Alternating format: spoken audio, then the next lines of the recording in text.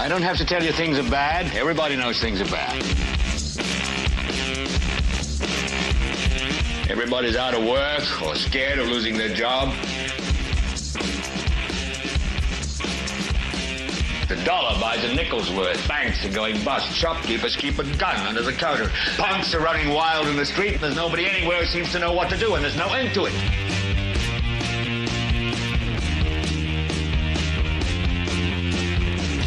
The air is unfit to breathe, and our food is unfit to eat. And we sit watching our TVs while some local newscaster tells us that today we had 15 homicides and 63 violent crimes, as if that's the way it's supposed to be. We know things are bad, worse than bad. It's like everything everywhere is going crazy, so we don't go out anymore.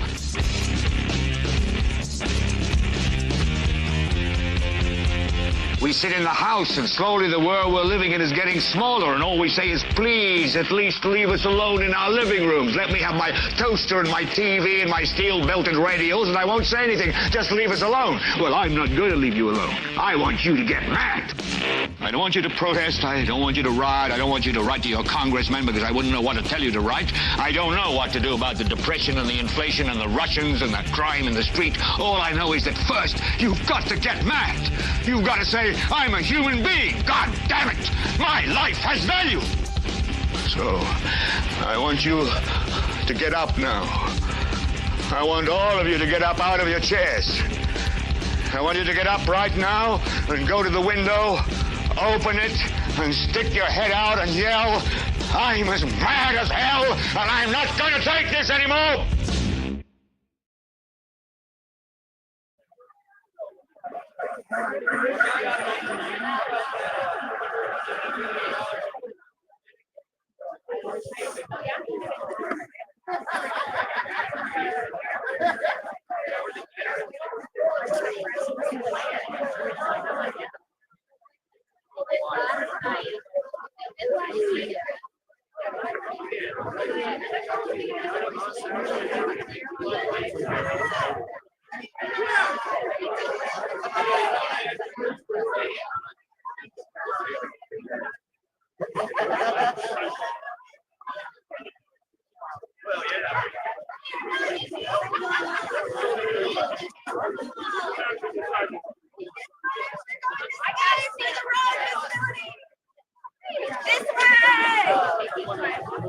What's happening? What'd she say? Oh, we're going around.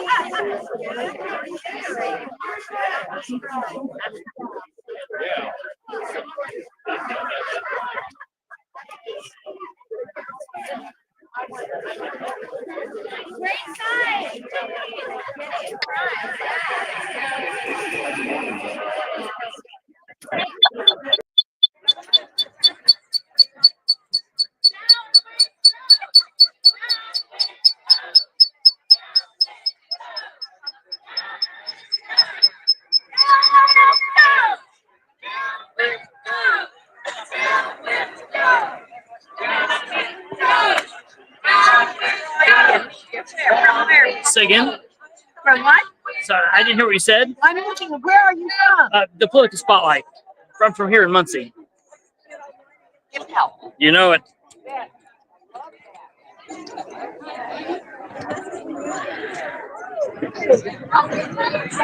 Look at the crowd.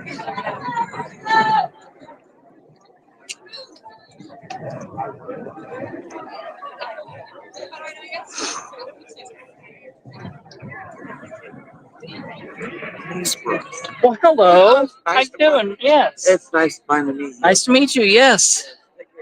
Yeah, you too.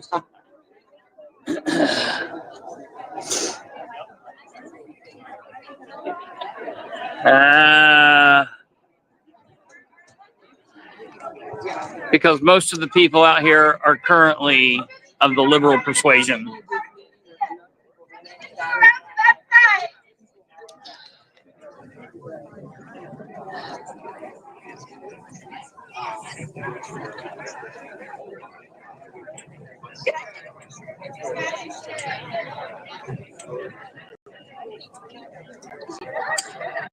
We are standing outside of Muncie City Hall,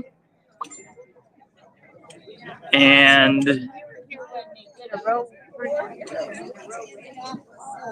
we are waiting for the doors to City Hall to be opened.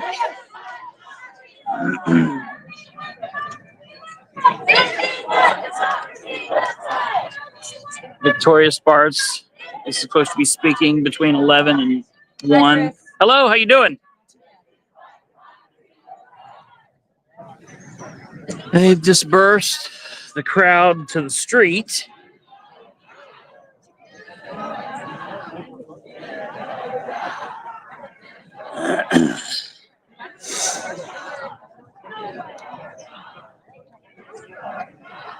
They are mad at Victoria. Currently, they're chanting, "Do your job."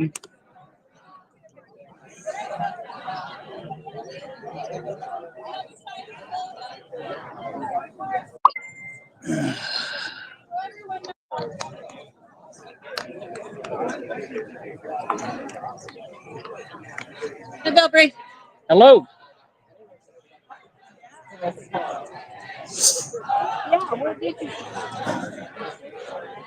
I'm going to move up here.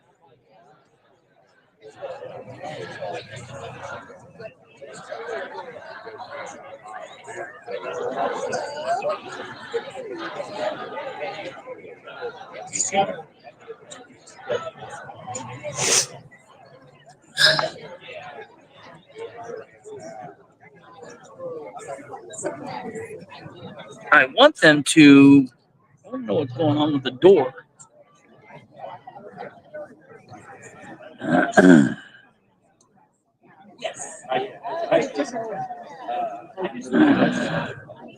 I'm sure it was. I was She makes me laugh. She's one of my favorite kids because she's a real goober. So tell her I said hi. Just looking at pictures. I was. Yeah. That's me. Good to meet you. Police are now setting up barricades over that way. Hello, hello. Yeah. Nice to meet you. You doing all right? Yeah.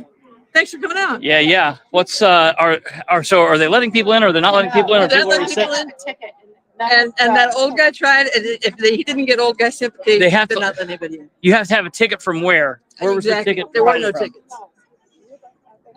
Yeah. Interesting. Interesting. Yeah, well, thanks for reporting on it. Yeah, And all the people that are out. yeah. So apparently, you had to have a ticket. I don't.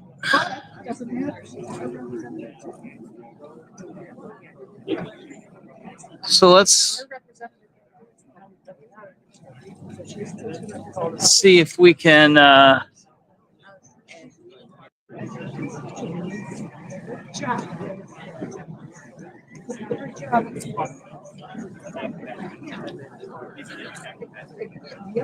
At capacity.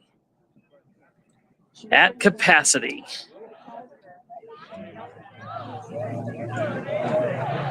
Well, I guess we'll move into the crowd and see what's going on here with the crowd, since we are not going to be able to get in. Yeah, Tweety Bird, where was that posted? Absolutely.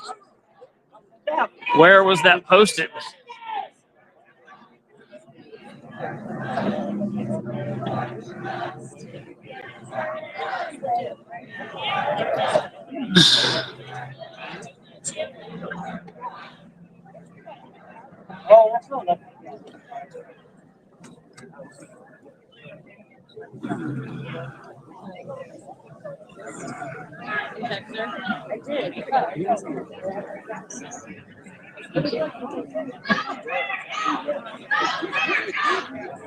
Sorry.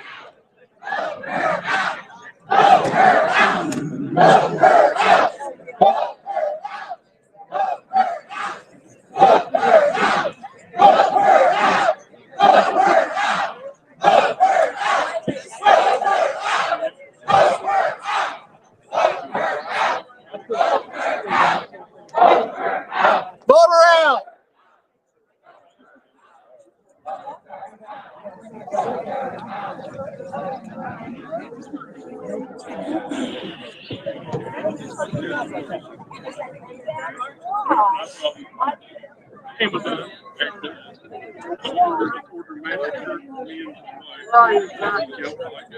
Hey, Hello. right? Oh, yes, Just yes. like chemo hair. How you doing? Good. How are you doing? Good, good, good. Doing well. Doing well. Trying to figure out why I can't get in City Hall. You know, They wouldn't let you in, or they apparently are letting in only people with tickets.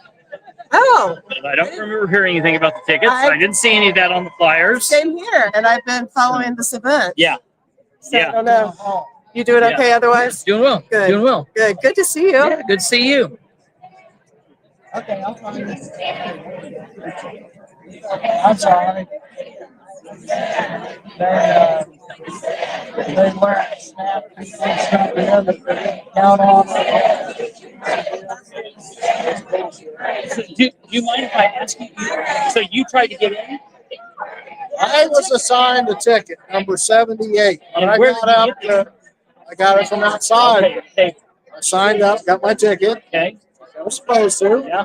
Then I went inside, presented my ticket. We're full. We can't let anybody else in. So how can that be? I got number 78. Who's in my spot? Can we look at your ticket here? Can I see this here? Who are you? My name's Christopher Bilberry. I'm with the media. Which I'm media? I am for the political spotlight Okay. here in Muncie. Okay. So there's nothing else on this. Hand And out these with what numbers time were you? What time did you do this morning? on. About 9:30. Okay. So you're here at 9:30, and you were number 78. Here's another one if you want to take a Oh picture yeah, let of me it. see this. This one's yellow. We jumped through the proper And you didn't hoops, get and we in got either? the right Nope. numbers, and You were 151. Nope. I heard that they started giving out tickets at 9 o'clock, and they gave out 175. First no, come, first served. 164. 164. The lady in front of me had 164. She said she was the last one. Okay. Okay. So, Well, that's interesting. and it wasn't posted. in Wasn't on. advance. Yeah. Yeah. And when I got inside, the policeman told me that they had called out the numbers in sequential order to get people inside. Yeah. And I said, I didn't hear that. He goes, well, we announced it like 3 times. I asked other people, did you hear anybody? No, I didn't hear anything. There was someone in front of us with like 50 something, Yeah. and they didn't get in. Yeah. All right. let's- Well, interesting. Thank you very much. So, they started handing out tickets at about 9 a.m. They handed out approximately 165 tickets. And then at some point, they started calling the tickets numbers, although no one heard them calling the numbers. And they let people in with higher numbers than other folks, but I don't know. Yeah. I just came over to speak with you because Yeah. I just wanted to say, so it's my understanding that they're allowing people that did not register to enter, Yeah. and those that showed up early this morning. I actually showed up around 8:30 this morning. Okay. And to you're register. number Yes, I'm 13. Can I see 13, this? so I showed up that early. Number 13. What time were you here? I got here around 8:30 this morning. Oh, wow. Okay. And there was absolutely no line. Yeah. And you could just walk up, and they confirmed with me that Okay. as long as we had registered, there would be no issues at getting Isn't that into amazing? the town hall. Are you from Muncie or from the area around I here? am Okay. actually, yeah. I own a home just right over here, right by Ball State. Yeah. Originally from Marion County, so this is actually Okay. the first time that Yeah. she I'm in her. Yeah, right. Okay. for Yeah. this.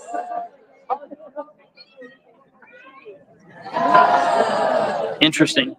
There's actually quite a few other participants over there. There's a gentleman right here, Yeah. but or a man, Yeah. a woman, but I just wanted to make sure others know Yeah. they're not allowing Yeah. us to enter. You're the lowest number that I've seen. I saw a 45 and a 113. So you're the lowest number that I've seen. So that's, Yeah. Someone said they told him that they called the numbers 3 times, but nobody, so you didn't hear them calling any numbers? No.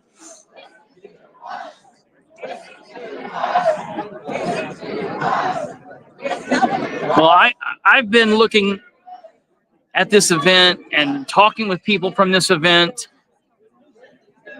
for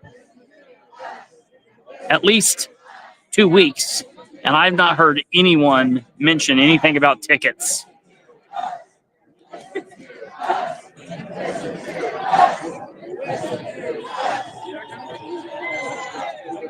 I got a golden ticket.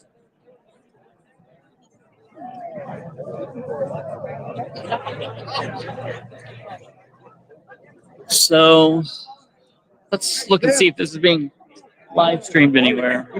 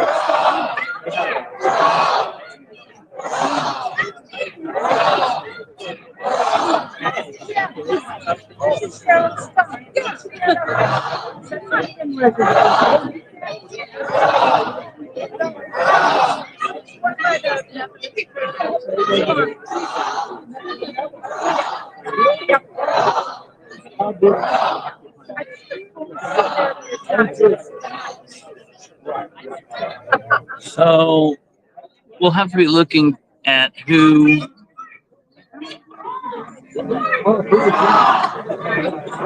from the city of Muncie coordinated this, because obviously this is not a city of Muncie event.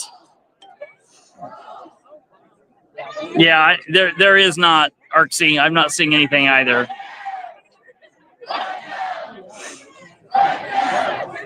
So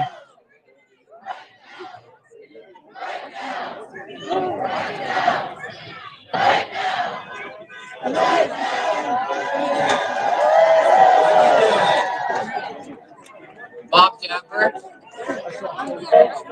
Yeah. oh, it's definitely less than 20.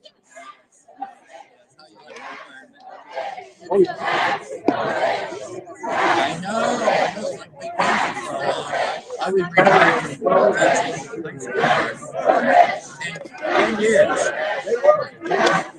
Oh no, it's only 11:11. I just ran out of water.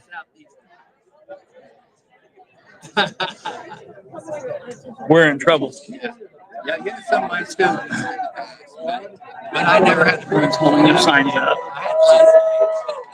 I'm gonna go up here and see if I can get up here, up front, and video everyone. So I had like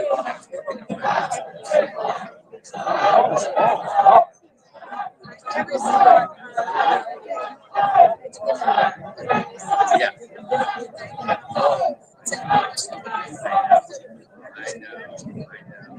I know.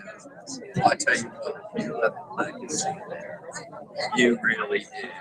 Oh, it's been wonderful. Yeah, they are not letting anyone in. The answer, this event was scheduled to start at 11 a.m. and run to 1. All of the advertisement said that It was running from 11 until 1. I assume people would be here at 9:30 or 10, but I quickly learned that people were here as early as 8:30. They stood in line and they received tickets. We have talked with individuals who had tickets. I talked with one individual who had a ticket number 13. And even though her ticket number was number 13, they still did not allow her in. And so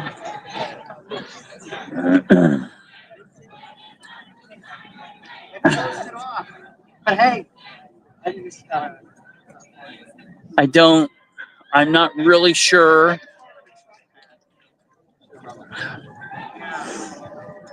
I'm not really sure why they would have not mentioned the tickets.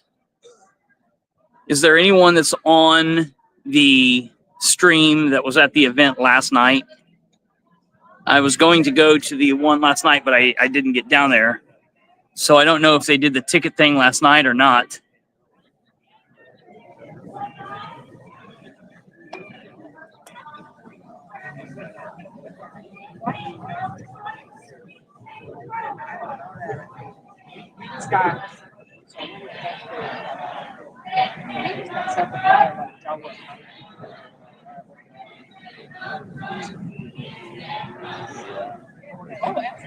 Well,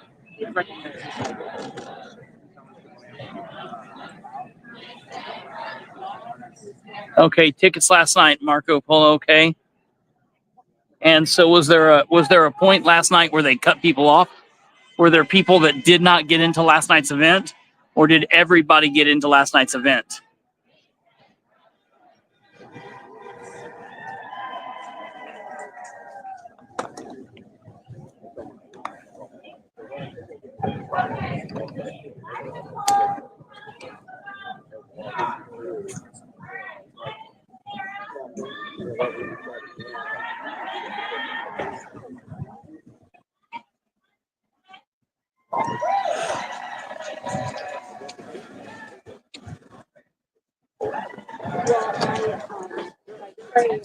Okay, not everybody got in. It was exactly like what we're seeing today. Last night's event had 2 parking lots and the shoulders of every nearby road packed with cars, way too many to enter.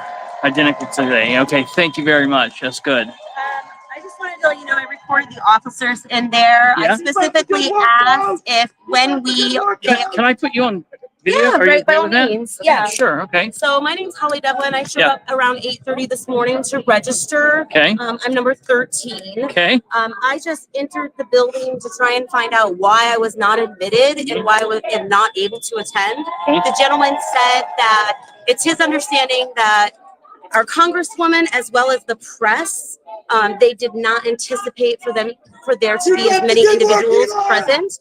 So therefore, they were not able to account for those extra seats, and they will not be allowing, regardless of whether right now they're above capacity, and the Okay. fire marshal is saying that even if constituents leave and they are below their maximum capacity, they are not They going to still won't allow allow people anyone, in. no matter what. I tried explaining to them that yesterday, if we looked at the town hall in Carmel, not everyone stayed for the full 2 Yeah, hours. right. Yeah. They were very well below capacity. Yeah. About an hour in. So I do not understand why, even if I am willing to stay the full 2 Sure. hours, why, with my green ticket that I Yeah. registered this morning, I still will not be admitted. And I spoke to Officer Sloan and Officer Downey. Yeah. Sloan's the chief, so it's coming from the top. Very good. Thank you very much. That's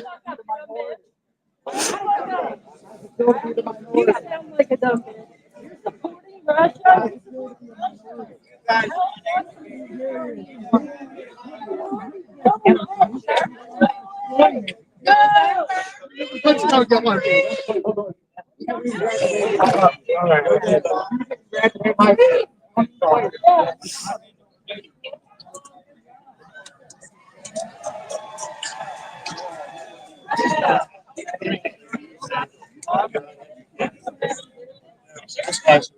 It's nice to see people communicating.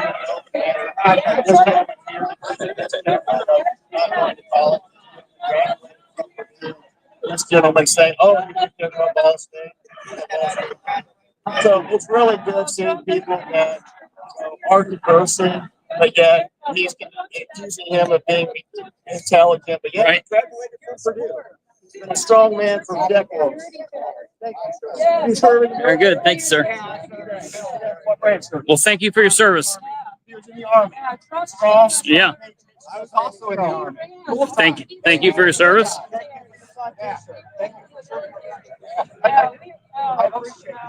You don't support his country. You don't support his country. You don't support his service. All four people out there, there's a lot of wars that got started. You don't support his service. There's a lot of wars that got started because of trying to sway political activists like this. He got How's it feel to be the minority guy? Yeah. How's it feel to be the minority?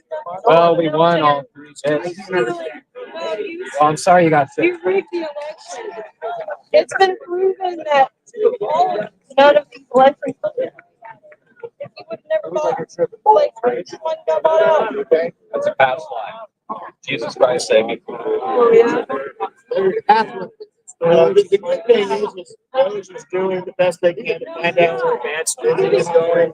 It's great knowing that Firing everybody people that's are investigating income is going They're to just firing everyone political that's investigating gains. So it's really Who is investigating Elon that hasn't been fired? Can you list anybody that's investigating Elon's business practices that isn't fired? Who still has their job that's investigating Elon? How does Elon still get $40 billion in government funds and just keep living off of it? Who's sucking on the tin of government? It's always been Elon. Yeah. I figure everybody's. How many people investigating We're not gonna Elon have still to. have That's their the fucking jobs? problem. You're not understanding. Why is Elon firing everyone? Why is, don't even start talking about our fucking language if you can't. You don't have If you any can't good hear the words. word fuck. Sir, I apologize, but what did Grow up. you You feel it, grow up. My language fucking matters. So please help me. Well, if. Yes, I graduated from Ball State. I was at Purdue for 2 fucking years. Actually, I went to Purdue for 2 years. Yeah, I recall the conversation. I was actually standing over There's a lot of people that want to use different types of language, and I said, people's choice. We have the freedom of speech. Yeah, and she was absolutely correct. You are absolutely correct. You are absolutely correct. She is entitled to her freedom of speech, but that does not make her unachievable. I never said she was. She must not have. Oh, can you not hear my words because the word talk is involved? You didn't hear that sentence? Here, I'll repeat it. Did you not hear my words because of one word that wasn't used? There, did you hear that question there? You're fucking deaf. You really? But I'm listening as an interested participant. I know, had we been inside, there is a decorum that would have been, I'm outside. that would have been suggested. That would have been the expectation. So I can understand. So that They was wouldn't use that so I language. couldn't fucking give a shit about our You're saying they wouldn't, so they wouldn't use it country. in there. It wouldn't be proper. Look at me. I can understand if you would like those words. No, just firing everybody that's investigated in order Donald for it to be productive. But They us can't answer just any focusing questions. on derogatory language How can we get any? is really defeating from the purpose here, and it's not really aligning us anymore. We can continue to focus on just saying, "Oh, she said this." I would love to she have said that. intelligent conversation here, but they But refuse to answer. Is that any really questions. aligning us any further? Is it can't really one bringing us single any closer person- together?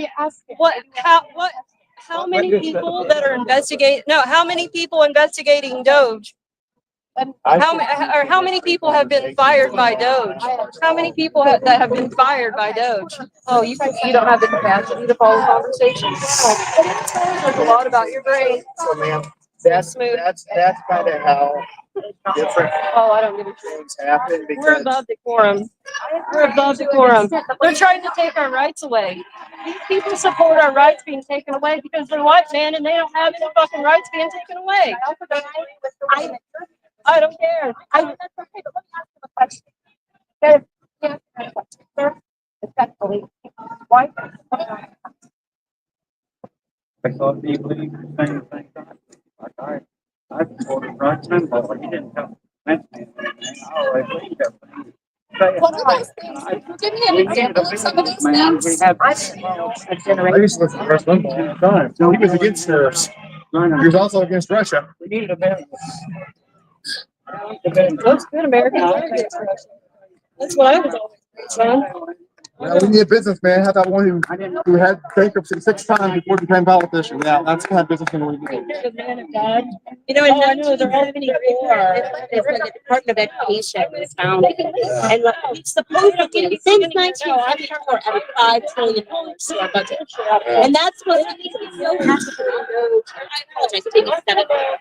Yeah. But by 2030, we're going to increase that by 5 trillion. John, is somebody live streaming from in there? 2025. Can somebody live stream? By 7 trillion, and now you're telling me in a 5-year period? Oh God, it's gonna. If someone can live stream from in there, I can share that from out here. I don't know, GW. I'll try to find out here in a minute.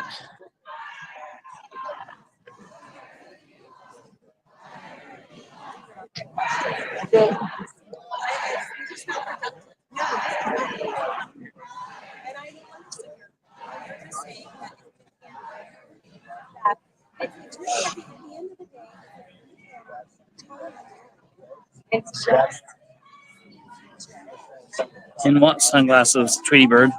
I don't see any sunglasses. The old man, right there in the middle. He's like 90. I don't think he's a cop. He might have been a cop from long ago.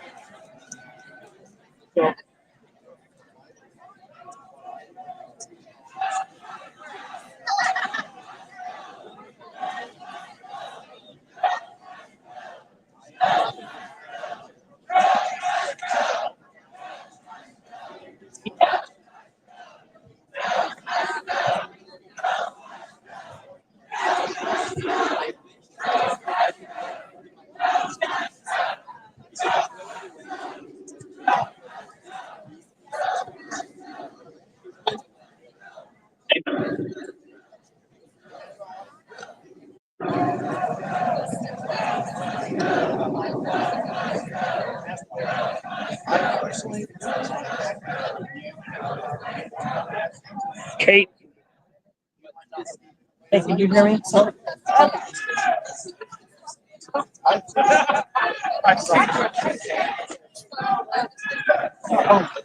you asleep?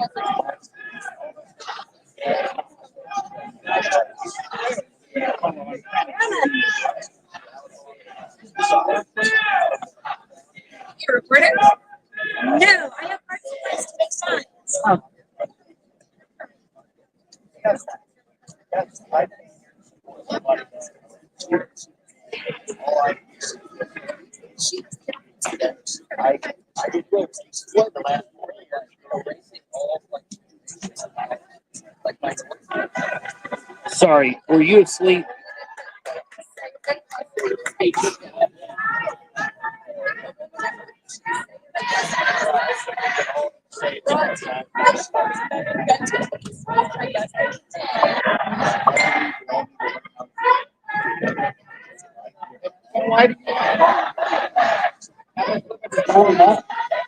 Yeah, stand by. I'm trying to get a feed to the inside. Stand by 1 second.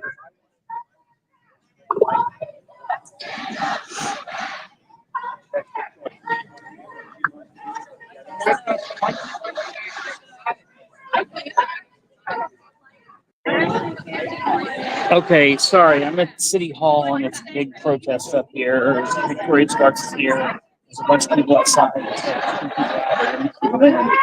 But Charlize Jameson is inside.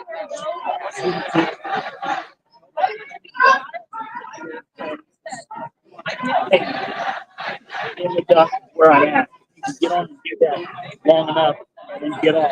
I can continue the rest.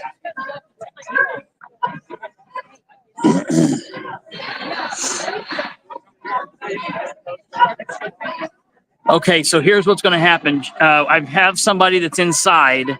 Kate's getting ready to put them into the duck. Okay, Kate's in the duck now. Kate, can you go on Facebook to Charlize's page? She's inside, and we can stream from her page.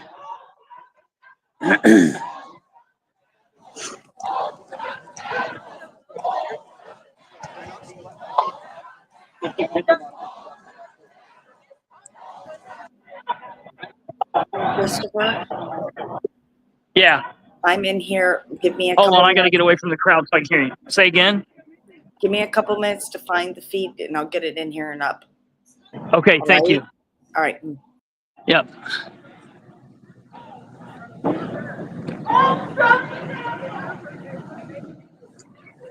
Okay, give me a second here and we'll be live streaming, folks.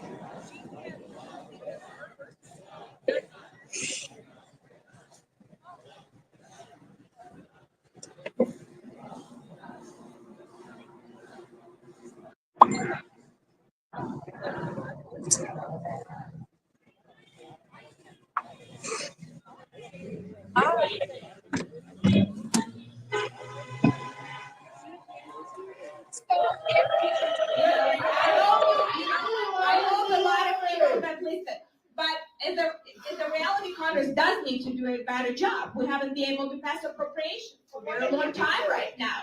You know, and that's the challenge. The system, the fiscal commission, bipartisan, bicameral on this issue.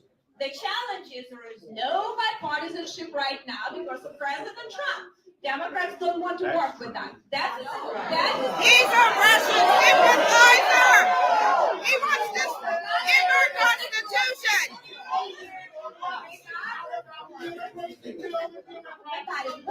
Listen, we'll get to some issues, but it's become grandstanding from both sides. Very difficult again, right? We cannot barely find common ground on big issues that used to be very common.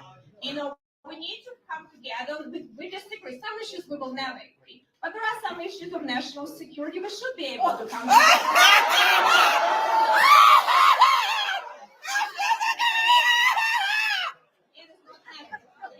So I'll do my part and try to still talk to some of my colleagues on the other side. And even if it's not very actually under Democrats, on a narrow basis, I was able to pass 12 bills into the law, which was not very easy. I tried to find common ground, even on a narrow basis, even if we are very far apart. And that was not very easy to do. I tried. Unfortunately, there is no bipartisanship and no ability and desire to govern anymore in Washington, D.C., which has to be clear. But if we are not able, anti-American!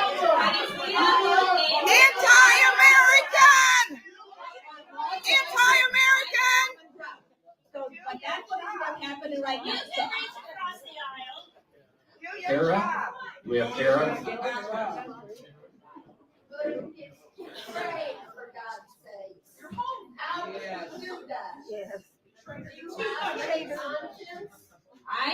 I have very strong oversight for American money, and we are not sending blank checks to corrupt the government. I never will. I will never send blank checks to corrupt government.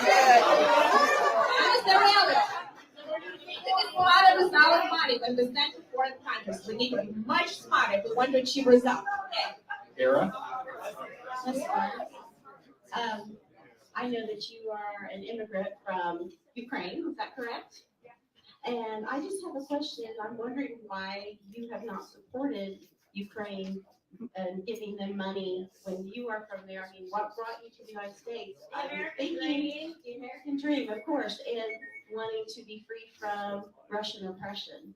And yet Russia is oppressing your country of origin. And I just wonder why that you don't want to support your own people. Well, let me answer your question. So my number one job as an American congressman is to protect American interests, and make sure that your money, when we deal with any foreign policy, can you answer that? You have to let me give an answer to the question. That all of the money that we are spending for any causes have a proper strategy and oversight. I spend more money than the whole United States Congress. President Biden put pressure to deal more with Putin and deter him more than anyone in the whole United States Congress. I put enormous pressure on him to do something to deter aggression. I went there before the war started. Zelensky did nothing and Biden did nothing. That was the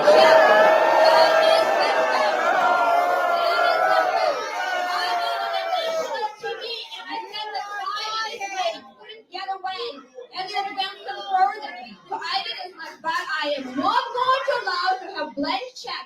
So there was a significant bipartisan support at the beginning of the war.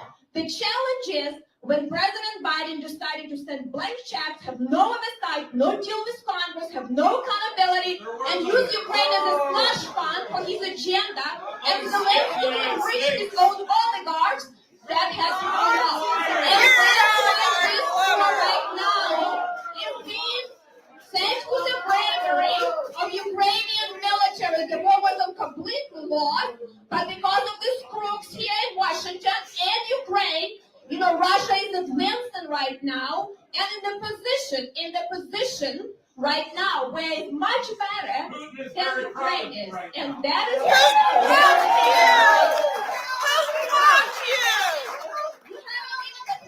in the war zone there, I have many times, and I've seen what's happening in the trenches. And I did as much as I could from the point. When you have corrupt and weak governments, you can do nothing about it. And sadly enough, Ukraine is paying a high price for their government. That's what concessions are we getting from Putin? What's putting their price? Not just money, but the ideal of democracy versus oligarchies and Russian control, fascism, moving across Europe. I mean, why wouldn't you want to support Ukraine? I want us to be stronger. I want NATO to be strong, but the Europeans need to be stronger too. Now NATO allies need to step up too. Americans, I'm not saying that we shouldn't be deterring. You know, Putin is a headache for all of the flies around the world. But we have to be smart, and our allies feel smart. Certain obligation because you left. I don't have. Listen, I care about the people, but my obligation is only the people who elected me here. That is my obligation. That is my number one responsibility.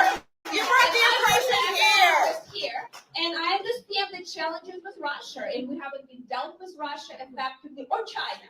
And we need to be much smarter with that. It's been not happening for a long time. I think you would be smart policy to hold. So that's what it is, and that is the reality. And what is happening right now is a very terrible situation, but it was because weak policies of previous administration.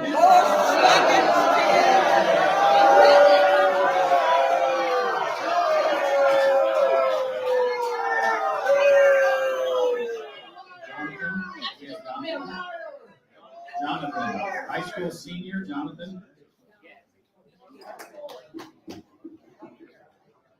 Go ahead, Mike.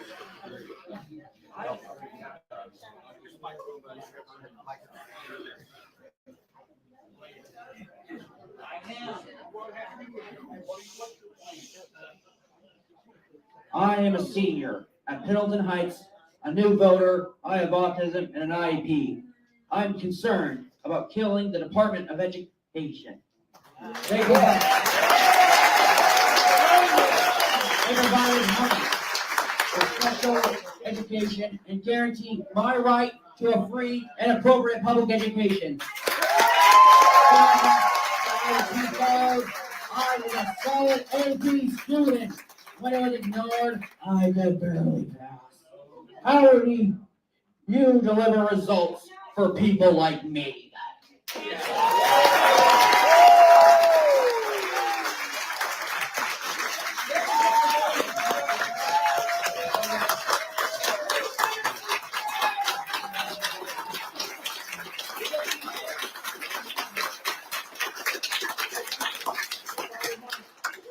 Education is actually extremely important issue, and let's make sure we have a discussion about education. Do not touch my stuff. Okay. This is a meeting. I'm allowed to be here if you are. Don't touch Okay, but we have a seat here. Do you have a seat here, sir? Why don't you sit here? We have some seats up front here. We need to have a discussion.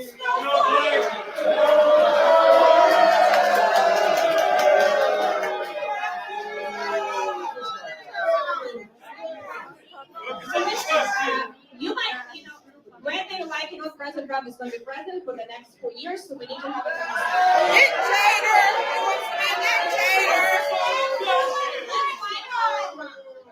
4 years, you will have a chance to make your own president.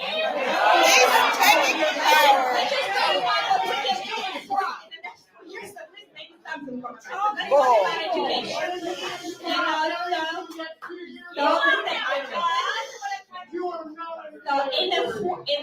in related to education, so paying a lot of bureaucrats in DC, average salary of $140,000 per year, doesn't make education better. If we want to have education better, we need to make sure that we pay teachers better, that we actually educate our kids better and fund schools better.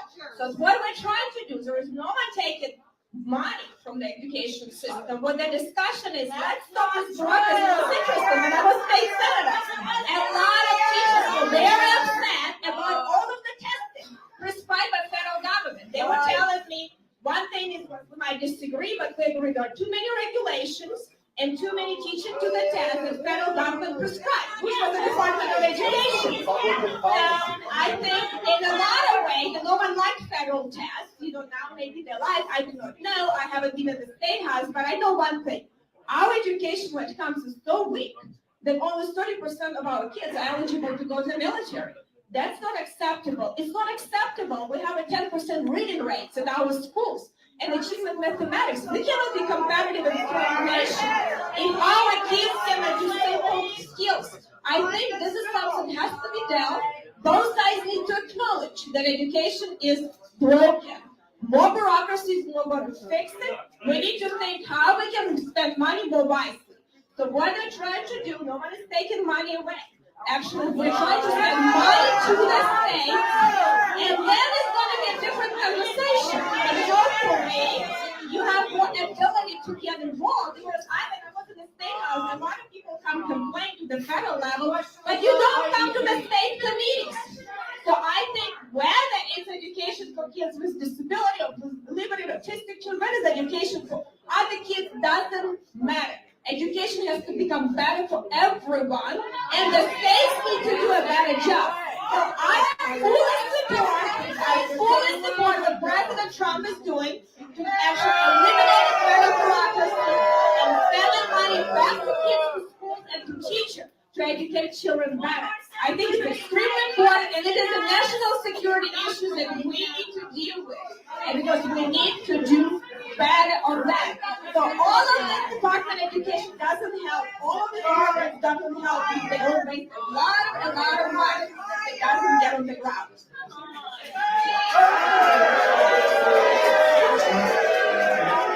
We have a follow-up question, sir, from Hamilton. Why do you trust the state? Why do you trust the state? The Better Babies Bill forcibly spayed and neutered us.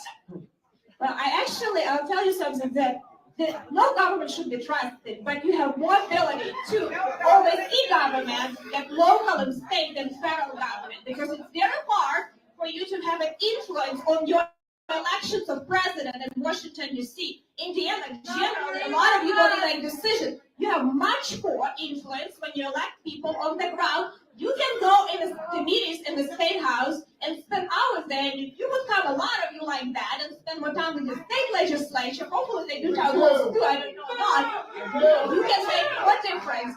That's why you have much more impact when the money closer to you, and who is in charge of money closer to you if they don't do a good job. Because at the federal level, very difficult for people to affect agencies, but you have no ability to affect a lot of unelected bureaucrats and agencies, like none.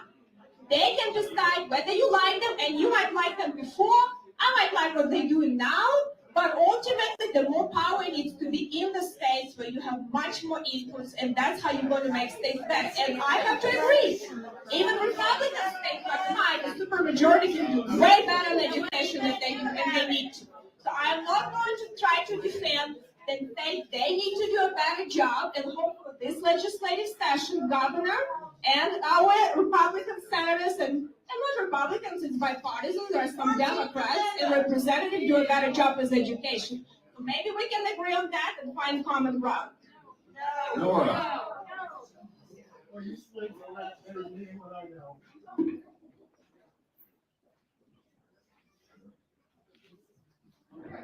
325,000 veterans that live in Indiana.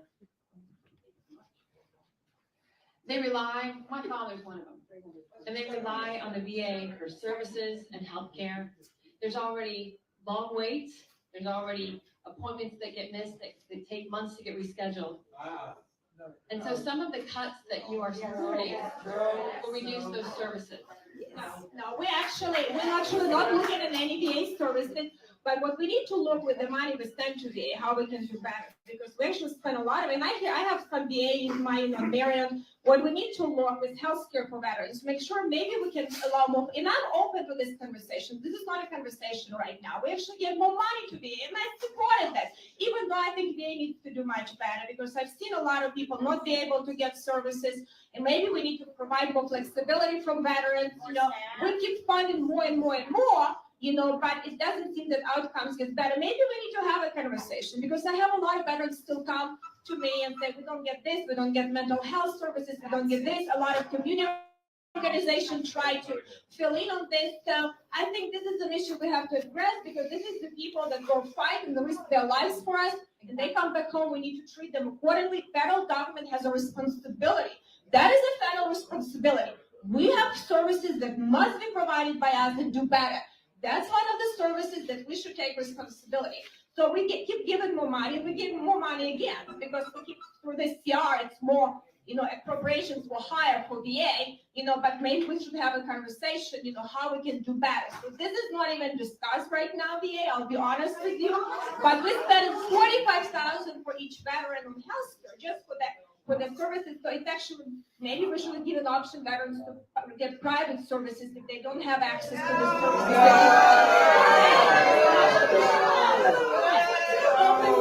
I want to be open-minded how we can extend to that.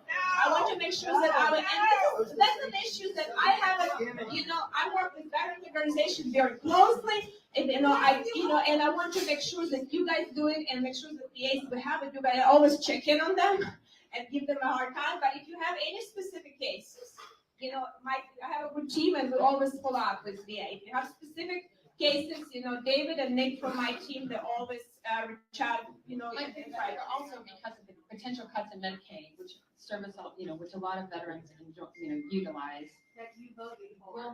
Will that be? Well, we didn't vote for anything yet, and we're not going to do any Medicaid cards. I want just to be very clear, there's a lot of fear-mongering that's happening with Medicaid. We are trying to make sure Medicaid is getting more and more expensive. We're getting more and more overbilled on top, and people start losing more and more services. That is not right. We cannot just let insurance from hospital makes a lot of money on top. We cannot just let hospitals build in Taj Mahals and not give money to nursing homes. That's what we're trying to do. We make sure that our Medicaid money are going to be not just stored and sent to our deposits. That's what we try and see what is the best way to accomplish it. That's what discussion we have. We also want to make sure that benefits are better.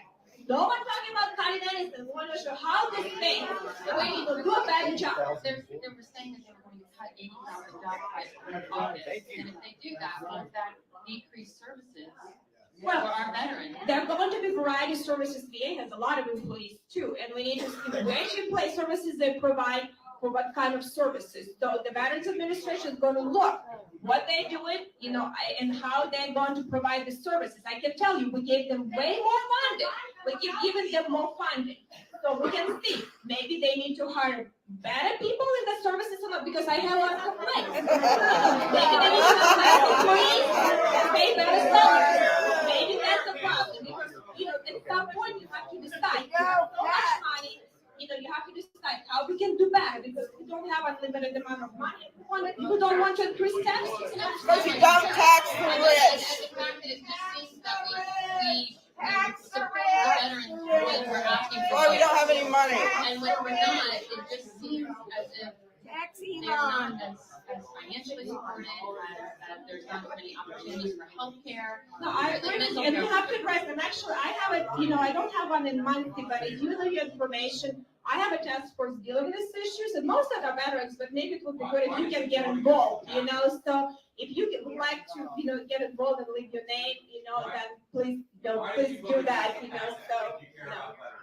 as a school-based occupational therapist, to follow up very quickly, I'm sorry to take time, but to follow up on the question from the young man who was concerned about the Department of Education, as that moves into the states, will that funding be provided to the states, or will the states be tasked to provide that funding? Because we're going to give all of them. We're planning to give all funding to the states. We're even looking maybe for some things to prove. So the funding is not that. If we eliminate some of the departments, we have more funding. So we're not taking the funding. No one is looking. We actually want states to give more flexibility. And with the funding, and actually if we eliminate some bureaucracy, we have more funding, maybe ability to provide to the states. We need to look at how we can do better. So there is no one talking, it's not a funding issue. Because we can actually direct money to the states directly when we do a lot of it, including like Medicaid, which we also need to make sure the states do a good job and put some accountability on the states. Because unfortunately, with some of the programs, and that's we have to think how to do it. With some of the programs like Medicaid, they now start directing a lot of money, but not doing a good job. So the federal government needs to have a better oversight, and states need to get skin in the game, because right now, hospital, what they do, and actually, Vice President Biden called the Ponzi scheme before, and him and President Obama tried to do it, when he was Vice President. Said that. So what he was trying to do, when they tried to do the match for Medicaid, hospitals using so-called tax, take money from federal government and do the match, so states don't have to manage Medicaid. And it's really the full discretion. So we need to start thinking how we can make states the same with the other fund. We have Department of Child Services. We give them federal money. They spend $50,000 per child per year. I always say that we're going to send kids to Harvard Business School. Where does the money go? Foster family gets $5,000 to $10,000. Where does the rest go? And that is and these are fully federally funded.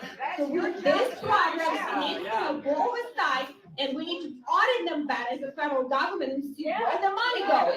And that is a question that we're trying to do right now to address, because we don't have a limited amount of money. But you can understand why we would be concerned when the person who is auditing that is calling some of those programs parasites and some of the recipients of those programs parasites.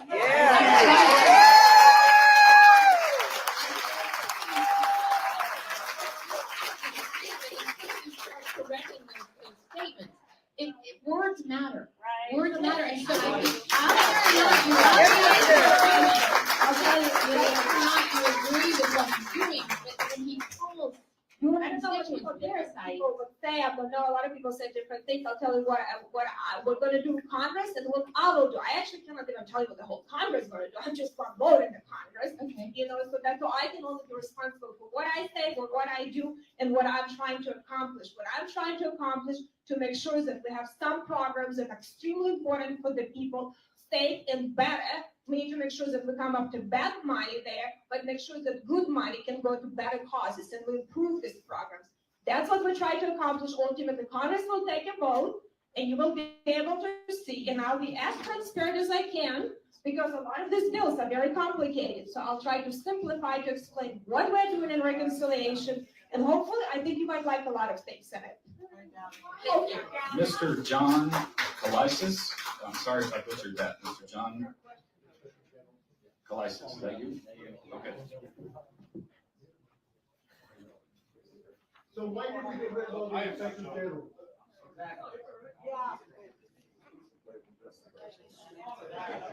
Victoria, I want to thank you for having the courage to be here. It's her job. Please, courageous and stand up for the, basically for the rule of law.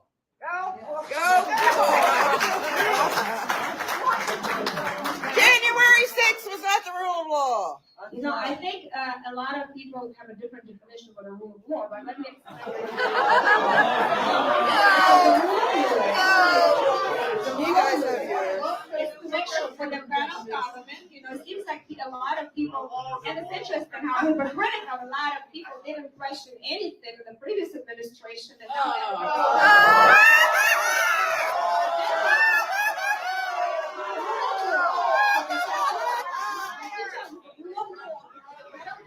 And our law and our responsibility is protect our borders. That is number one responsibility of federal government, national security. Foreign policy, make sure that they have foreign policy and deter enemies. Make sure that we are very smart with how we are going to, you know, deal with our adversary, not depend on countries like China, not let countries like Russia advance in Ukraine, Europe, Middle East, and Africa, and around the world. Make sure that we have strong military and national defense equipped to new challenges. The challenges becoming multidimensional. The wars becoming multidimensional. And a lot of our adversaries are moving about that. So that is, you know, and then make sure that we actually protect constitutional rights. You know, make sure that we have interest in Congress, and make sure that Congress is doing its job. Congress, so as the Congress person, right? But I'll tell you, Congress is abandoned its duty for 2 decades. Completely abandoned duty. We don't pass the budget. We don't pass the appropriation. We don't look at 85% of spending. I do what I can as a one person, but we have a tight majority. Even challenging my own party, which is not that easy. The leadership of my own party to say we have to fix the system. It is extremely hard to do to go against the speakers of the House, you know, and actually challenge your own speaker. Not institutional. But I am there because I understand it's not, I'm not serving the leadership of my party, and if they're wrong on some issue, I'm willing to challenge them. And we have to do something about that. And that's what we're trying to do, because until Congress can pass the laws, we are not doing.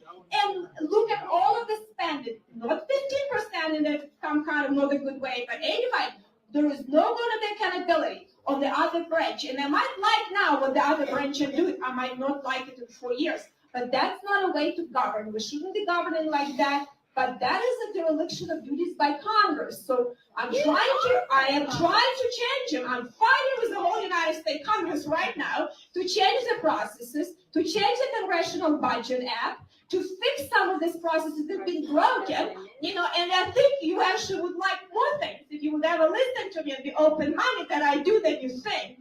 because these are very tough things, but that is the only way how we can save this republic for future generation and kids. The only way we're going to get our fiscal house in order and Congress will start doing its job, and we'll try to do so. I do my best, and hopefully if I'm successful, it's going to be a tough battle. I'll be able to deliver some things this year, but it's going to be a battle. But we need to do that. Sir, you have a follow-up question? Okay. The gentleman has a follow-up question. Are you willing to challenge Donald Trump? But like right now, a lot of things he's very helpful to me.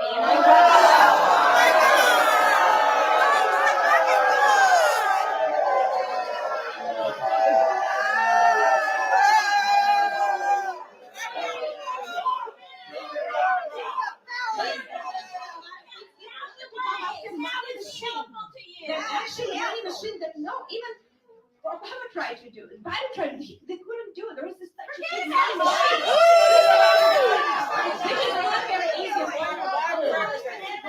Unpopular, not politically easy, and he's doing some things, including like in healthcare. Believe me, healthcare cartel, the biggest one for both parties.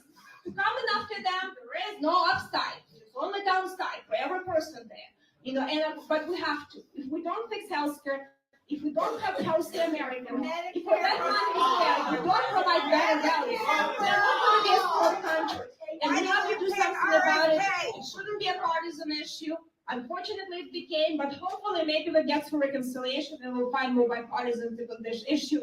We actually have some things that recently Judiciary Committee was able to do some questioning of antitrust that we haven't done for years that actually was supported by Jayapal last Congress. So maybe we'll see. Maybe there is more common ground going to happen a little bit later in the year. Just right now, very difficult to do. Trump owns you. Reagan Beckett.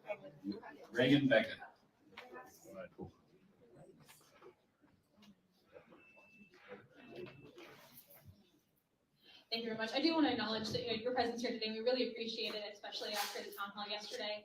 I do want to acknowledge that at the town hall last night, the question was asked, what policies do you support to uplift and expand the middle class? Your answer mostly consisted of improving the economy, but in the same breath, you acknowledged the oligarchy and its effects on the middle class. You have abstained to vote on the Rural Small Business Resilience Act, the Small Business and Procurement and Utilization Reform Act, the Small Business Advocacy Improvements Act, and the Veterans Healthcare and Benefits Improvement Act. You voted against the Paycheck Fairness Act, the Right to Organize, the American Rescue Plan, and the Infant Formula Supplemental Appropriations Act. So what policies specifically do you support and hope to see to expand the middle class?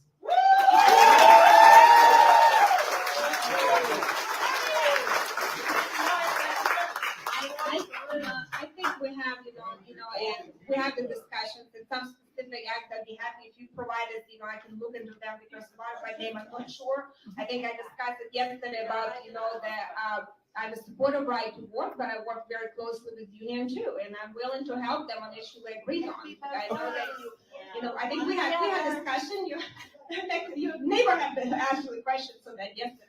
Not someone else, But I think that is important for us to think about it, how we can help small businesses to survive. But I'll tell you, one thing that is really the most, we cannot be, every time government passes some subsidies in Washington, D.C., usually they don't go to small businesses and we the people. Every time we do some credits, they go to large special interest groups, large corporations, they're spending money, and then, so that's why a lot of the things that are happening are not supported because they're not equally distributed. We need to make sure that everyone has opportunity, not very few connected to people in Washington, D.C. So a lot of the perks that we are passing in Washington, D.C., you need to understand they're lobbied very hard by a few. Few NGOs get them, few corporations get them, and then they don't have to pay taxes, and both parties do. Not just Democrats, both parties, they don't have to pay taxes, they get a bunch of grants, they get a bunch of subsidies, they don't have to follow the rules. They give them tax abatement, they give them tips, give them perks, and then how the small business can succeed. That's why we create an environment that richer corporations get richer and richer, not because they create wealth, because they're closely to the government, and government together much power and decided we're going to be losers and winners. And usually winner people lose when the government starts deciding. So we need to stop this distortion, because I used to work for Fortune 100 American Big Four economics. So I worked for large corporations. I worked for large publicly traded companies. But then I started this. I understand the from inside, and I understand why they're not paying taxes and what firms government gives them.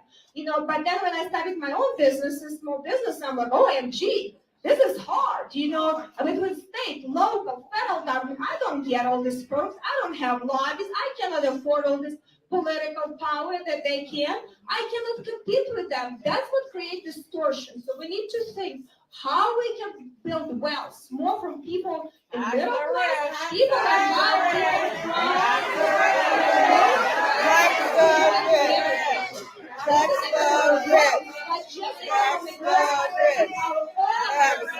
That's why even looking at tax cuts right now, President wants to make sure that this for businesses have the same deductions that corporations already have.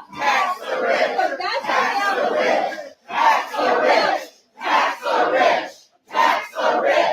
Tax the rich. I'll give you an example. Rich were able to do so much lobbying that when they pass a legislation, do you know how, and I was actually shocked at the CPA that when they did pass tax legislation under President Obama, how a lot of wealthy people lobbied not to pay taxes. It's actually almost on the table again. And I said, no in hell, I'm going to support it. So they will go, they had to do it. So they tied capital gains, to ordinary income, right? A lot of wealthy people don't get ordinary income because they own companies, they have, like shares and stuff. And they don't have to let me just say, so what they will get, they tie. So if you have zero ordinary income, no matter what you make in capital gains, you can make billions, you pay no taxes. So that loophole was created under Obama and under Trump. So there are a lot of people who are pushing to have that again. And I actually said, no way now, we're going to allow to do that because it's creates so much distortions, and we cannot allow these people have a loophole not to pay taxes and make billions of dollars. But that Okay, I have two questions here that are similar. I wasn't finished. I do have a follow-up question. I feel like the same thing happened today that happened in Westfield last night, that the question was not truly answered. What policies specifically do you support to expand and uplift the middle class? Nothing about, this is what's happening now. What specific actions do you support to actually improve our lives? Because we're not you. You make a lot more money than us. You have a lot of investments that you're not willing to disclose. So what are you as our elected representative to support us?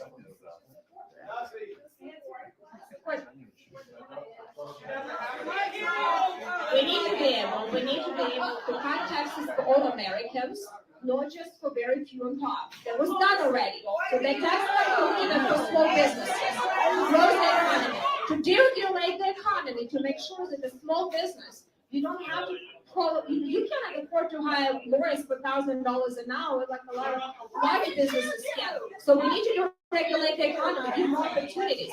We need to regulate financial markets. Small banking almost gone. A lot of large companies have access to capital. Small businesses don't anymore. And if we want to rely on government grants, believe me, only very few are going to get them. And that's not a way to fund the economy. It needs to go through access to financial markets. We need to make sure that we don't have inflation, so interest rates are not high, and people have an affordable interest rate because it's expensive. The capital is getting more expensive. We need to make sure that we have good energy policy because bad energy policies are driving a lot of distortion and expensive, very expensive products, because that's all part of our product. We need to make sure that we don't depend on China, that we need to make our supply chain and able to bring them jobs back to America, where we have American manufacturing, we have American jobs, not Chinese manipulating markets and supply chain and making a lot of money and distorting the prices. So all of these policies will bring prosperity to middle class people. We try to put this through regulation, through law, and through a tax base. That is the policy we're going to do. And we're also looking how we make sure that we provide more flexibility in welfare programs where actually cash go directly more to the people to decide, do you need to go to nursing home, or maybe you need to have a couple of days of services come to your house. So people have more discretion and flexibility. How will we make sure that we have a healthier food? How people on food stamps have an ability to eat healthier food and move out from food stamp or something else, that we don't have a glitch of this. So try to look how we can make these programs to help the people. It is a lot, but we have to address all of them, including education. So education and skills. And not everyone needs to go to college and get a bunch of degrees, fake diplomas and loans, and have no skills.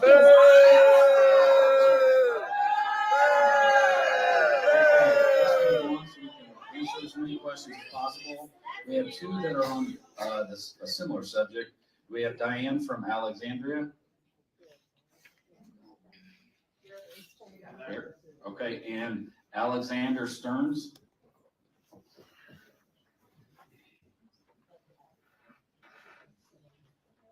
Then first.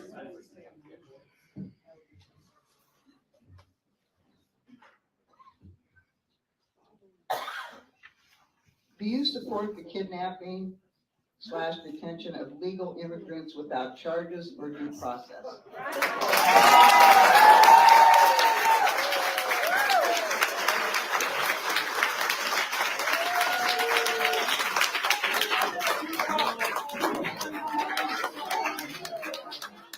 As you know, I'm a legal immigrant myself. And I support legal immigration. And we need to have better legal immigration. But people who come here illegally. I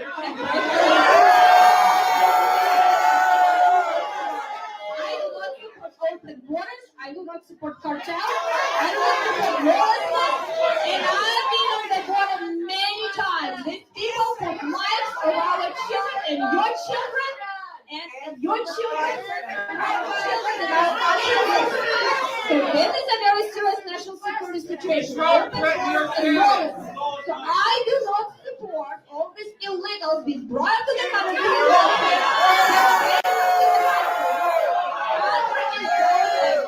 We might disagree on this issue, but I am strong supporter of strong borders. Border, if country doesn't have a border, you will not have a country. Answer the question. Then people who violate and lies, because cartels gave them pieces of paper and they gave them money to lie to our border patrol that abusing our very broad laws and Biden administration allowed them to abuse the law. And they need to be out.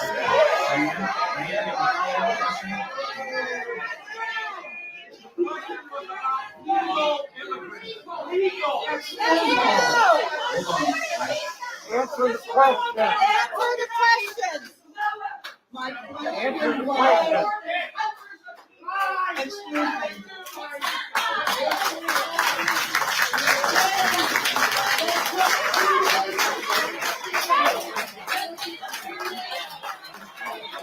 I would like to go back to Diane from Alexandria. I answer the question, the rule of law to protect our border and not come here legally. That is the rule of law.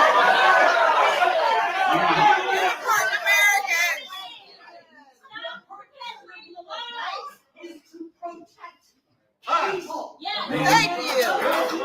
And I will protect the people of this country. That is my number job, to protect the people of the country from cartels and all of the violence around the border. That is my job. Answer the question. Hello? And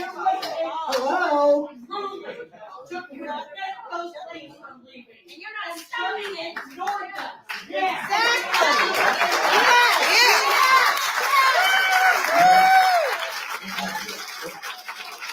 Just a second. Can we move on, Diane from Alexandria?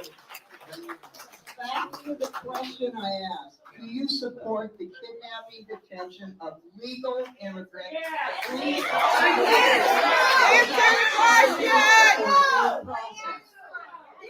Answer, yes or no? So if you have an example, please share it with me and my team is going to work.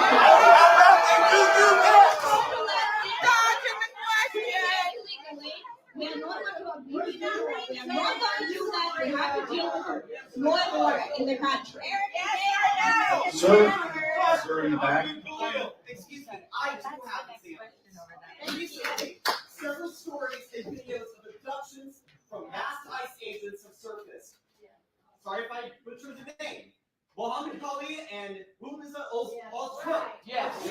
Individuals, students on valid F1 visas. Shut up, sir.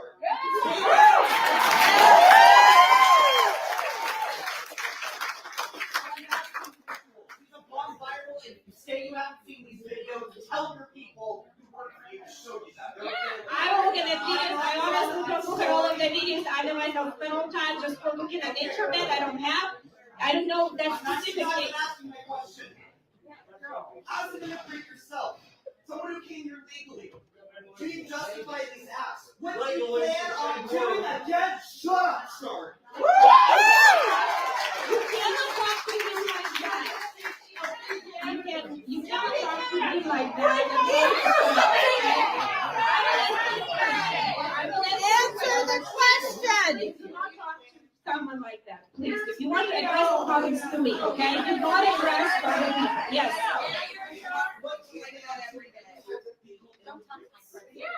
I have a lot of protection for legal immigrants. Unfortunately, a lot of people come here illegally and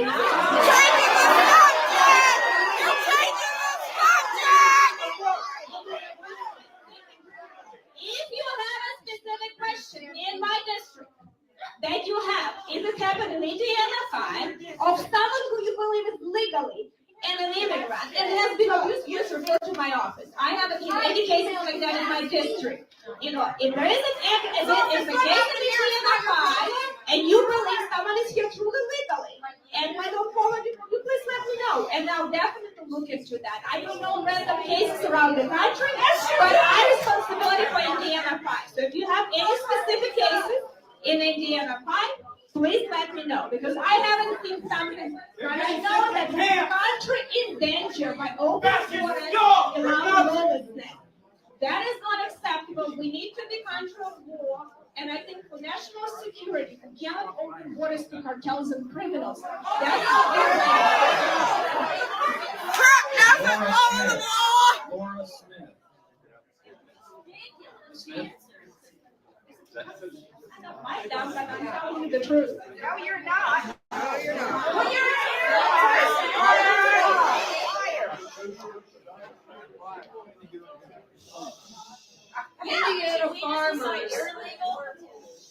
Indiana farmers need potash to grow corn. We produce no potash in the United States of America. It is all imported from Canada. Yes. The tariffs, what are you saying to farmers who are going to be hurt and who are now struggling to bear the costs of getting potash for their corn because of the tariffs that are being enacted? I've spoken to farmers this week because this is my job. And I know they're struggling. What's your answer? So what do you do? I'm not, that's not the issue. Okay, because I'm a farmer myself, so I'm sure. You're also working on the input costs become a bigger problem. Actually, not just Canada. Actually, Belarus is also big in potash business, and we shouldn't be dependent. With the war in Russia and Belarus, it caused a lot of problems because then Russia and Belarus one of the biggest. So, but if we are going to be very, not dependent on countries, including any countries, we have to have more production back home. And we need to be able to have manufacturing facilities. Because every time when we have pandemic, including your friend Canada, screw us with lumber prices because they haven't controlled. You screwed them!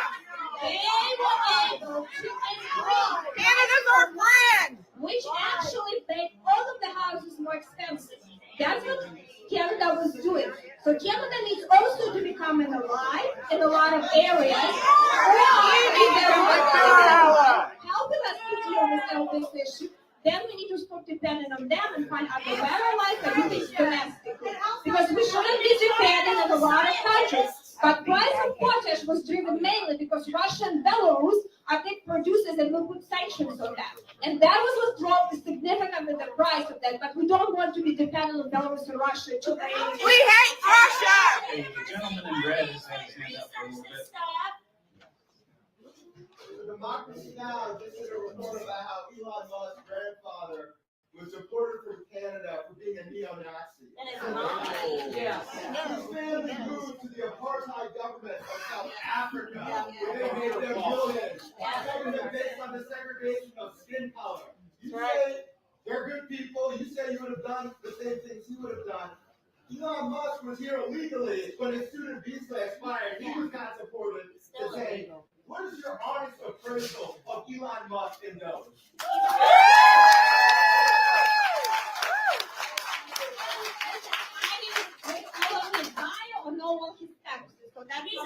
So my judgment of them in the direction of fiscal issue, okay?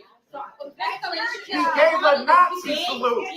And the working was going directly on issue, and a lot of people under him. I don't always work directly with him. There's a lot of people out there, that actually directly working with me. And a lot of these people are young people, that created businesses and technology and truly try to figure out how they want to help government. So they're helping to bring transparency to some of these issues. He's a Nazi! He's a Nazi! And no one paid attention. Elon has 200 million followers. He's a Nazi! You might not like it. You might be shocked what the government doing. You might like it. I don't know. But we like it when the money are wasted, which is the choice you make. I don't want our money to be wasted. I want to make sure that we have accountability, that we don't send blank checks. Because if we run out of money, then we cannot help people back home. And we have to be much smarter. So I'm a big supporter of what they're doing, and people there, and they can help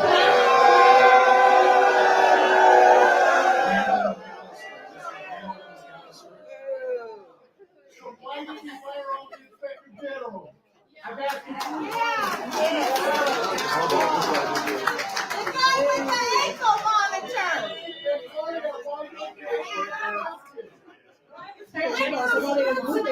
We have plenty of them, so we have to do that, and this is the questions that they would have to, but a lot of chief accounting officers, 15 for each agency, a lot of them, so we need to do that, but we need to think, one thing I have to tell you, because I'm kind of jealous of your work, honestly, we need to figure out how we can audit government better. Because God is wanting to very likely very children. I'm trying to do as part of my reporting. How we can have better auditors and independent, give us better information. But the thing that is actually the worst of it, they send us a lot of information that Congress never activated. That is the biggest problem. They send a lot of reports that say this Congress never. We need to put some strings where Congress has to act on this agency. And I'm working on it. I'm trying to reform it, but you need to understand I'm one of over 500 people. So I do my best what I can. And I try to figure out and try to fight with my party and try to force my party to take responsibility of government, not to blame previous administration, not to blame Congress. That's what everyone is doing. So we try to fix it, which is very difficult to do because this is a quarter of a century problem. But we're trying to do at least move the needle on that. That's what we're trying to accomplish. And I'll do my best and keep you posted. And I'll see what we do. But hopefully we'll have some success. Because I have a working group together. Hopefully we'll have success. I'll do my best what it takes to do it. But, listen, I have to get some votes there too, so it's not that easy, but we'll try. Hey, sir, you have your question? So, do you support the federal cut for the middle class? Because a lot of citizens are struggling, and a lot of people that, we're working hard. And, yeah, the working class, I agree with that 100%. Same thing. Anyways, the federal government keeps wasting a lot of money. We're sending money around the world. We need to start worrying about our citizens and our communities. Tax the rich! And her vote can help make that change. Is that a question? One vote can help. So, yeah, my question is, So what is President Trump trying to do in his tax cuts? He tried to do two things. he wants to cut taxes for small businesses. There's nothing to do. Corporate tax is already deployed, it's not even a conversation, right? But he wants to make sure that not only corporations get lower taxes, but small businesses have the same opportunity.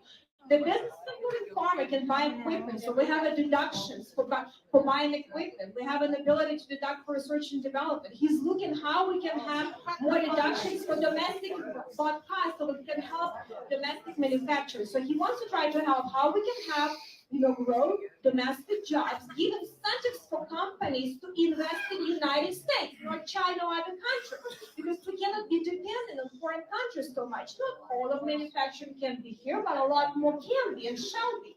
Some of this is a national security issue. But we also want to make sure some of the cuts that, they do not create growth, but help people with lower income. He wants to make sure that he's also going to cut taxes for working class people and have them the ability to be able with inflation to deal with that. And that's why the tax bill is such a heavy price tag, right? Because some of this tax cut will have growth, some will not. But he wants to help working class people. So that's why we look at it and say, okay, the tax cut that don't bring growth, how can we look at spending and at least come after fraud and abuse to offset some of that so we don't increase deficits? And that is what the whole thing, what is this discussion, and then I actually work in, listen, some Republicans, and I don't belong to that group, want to change accounting, not to show the effect. I disagree with that. We cannot change the rules. We need to be honest with the people. We cannot increase deficits. So I'm trying to work and say, okay, how can we make sure that we're able to do these tax cuts, but also not to increase our deficits and go at this bad stuff and come after big monopolies that making a lot of money in the sea. We have lots of special interest groups, and it's and actually we take money, we'll take more money from rich monopolies than ever existed. They're talking trillions. It's going to be brutal. They're going to spend a lot of money to lies about us. They have a lot of propaganda to spend. We're going to take trillions after them. We're not just taxing them. They're taking trillions from very rich corporations. They're going to be pissed. And some of them not for profit. And some of them are going to come after us and spread a lot of lies. But we need to stand the ground and not to be afraid to do that, because we have to save country fiscally and make sure we deliver promises to the people. We promise the people, we cannot pull the rug on the people's feet.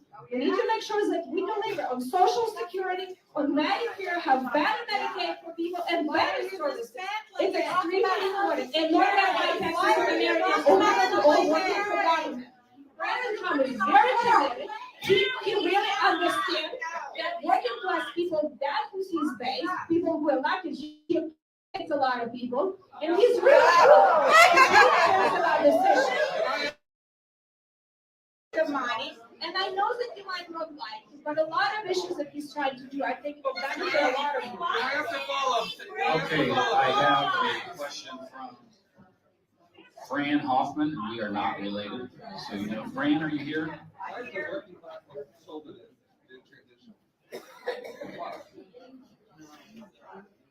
What are you?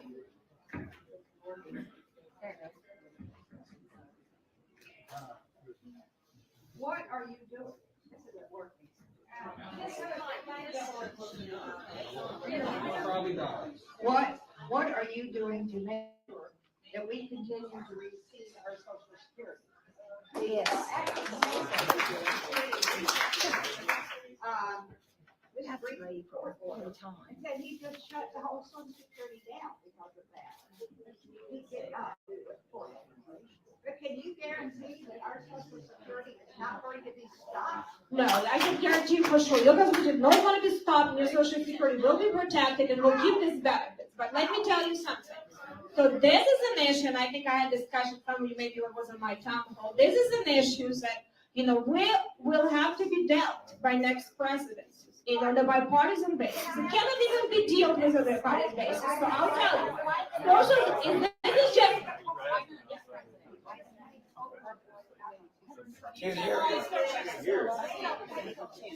And that I understand, and listen, and that is, the discussion has to be, we try to put, like Congress, we introduce bipartisan fiscal, because it has to be by Congress to his agreement with the president.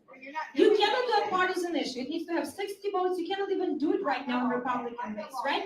So we introduced in the Senate and in the House bipartisan fiscal commission. Unfortunately, Congress didn't want to do it. I fight with both parties. I said, we need to start at least develop a plan, put everything on the table. Let's have a serious adult discussion.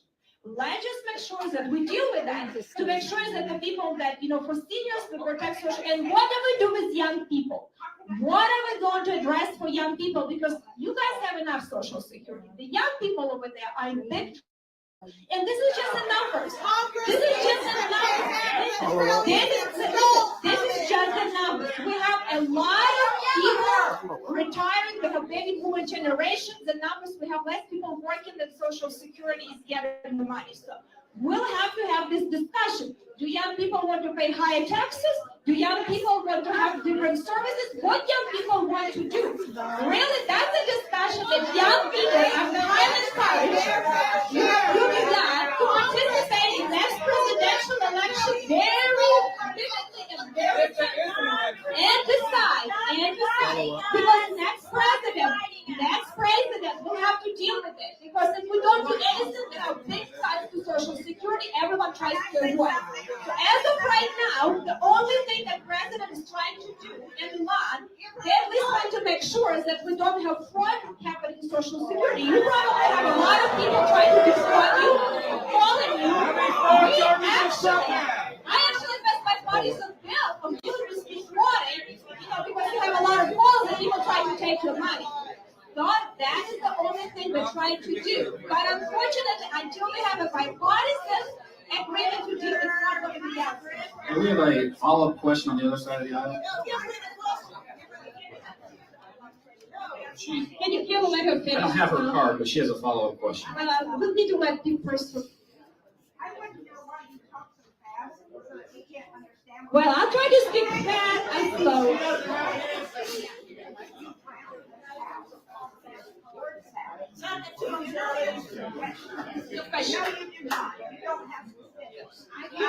I gave a very specific answer. This issue will not be down for 4 years. For 4 years, it's not going to be down. But in 4 years, you will have a chance. This is an honest answer. In 4 years, you will have to have a chance to elect the president, whether you like him or not, who is going to have to deal with that. This issue will not be down right now because Democrats don't want to do anything.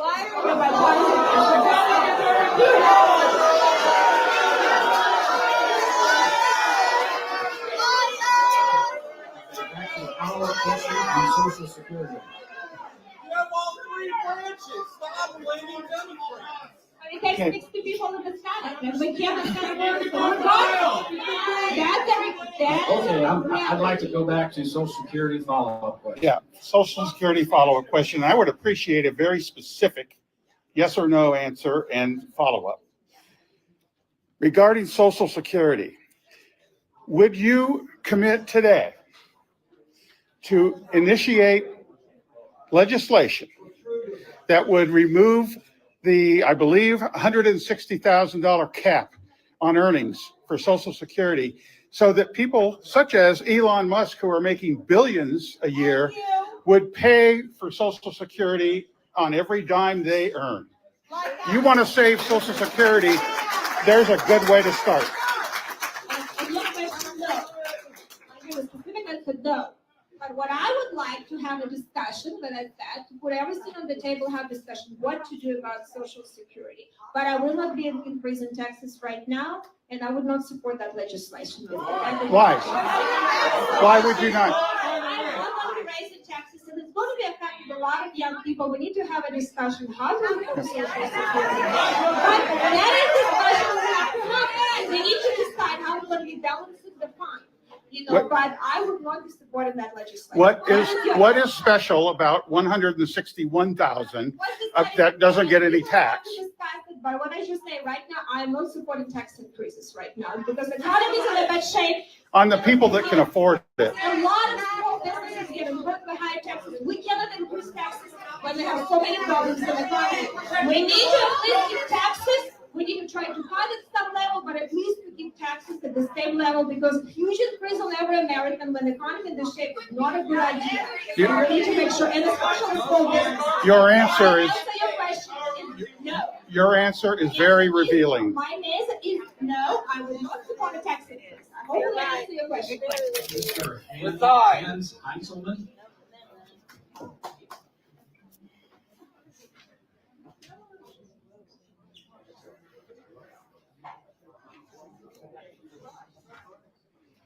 Look, good afternoon.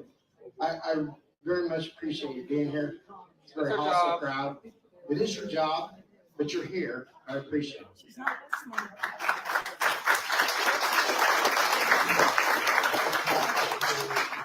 Just listen to us. My concern, what I see with Doge, I love our national parks, for example. Cutting money from the national parks. I don't understand all the complexity of Department of Education and some of the cuts they're making, but it seems very disingenuous with the overwhelming majority of the budget, which you're concerned about, and I believe that, and I believe you're trying to help balance the budget.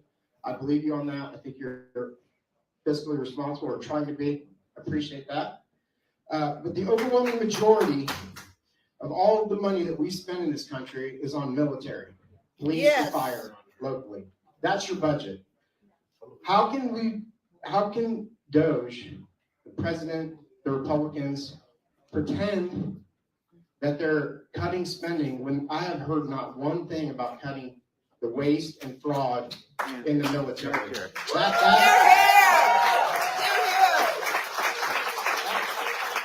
That is the most money spent is the most fraud and deception. That's where the money is. So what are we doing on that front?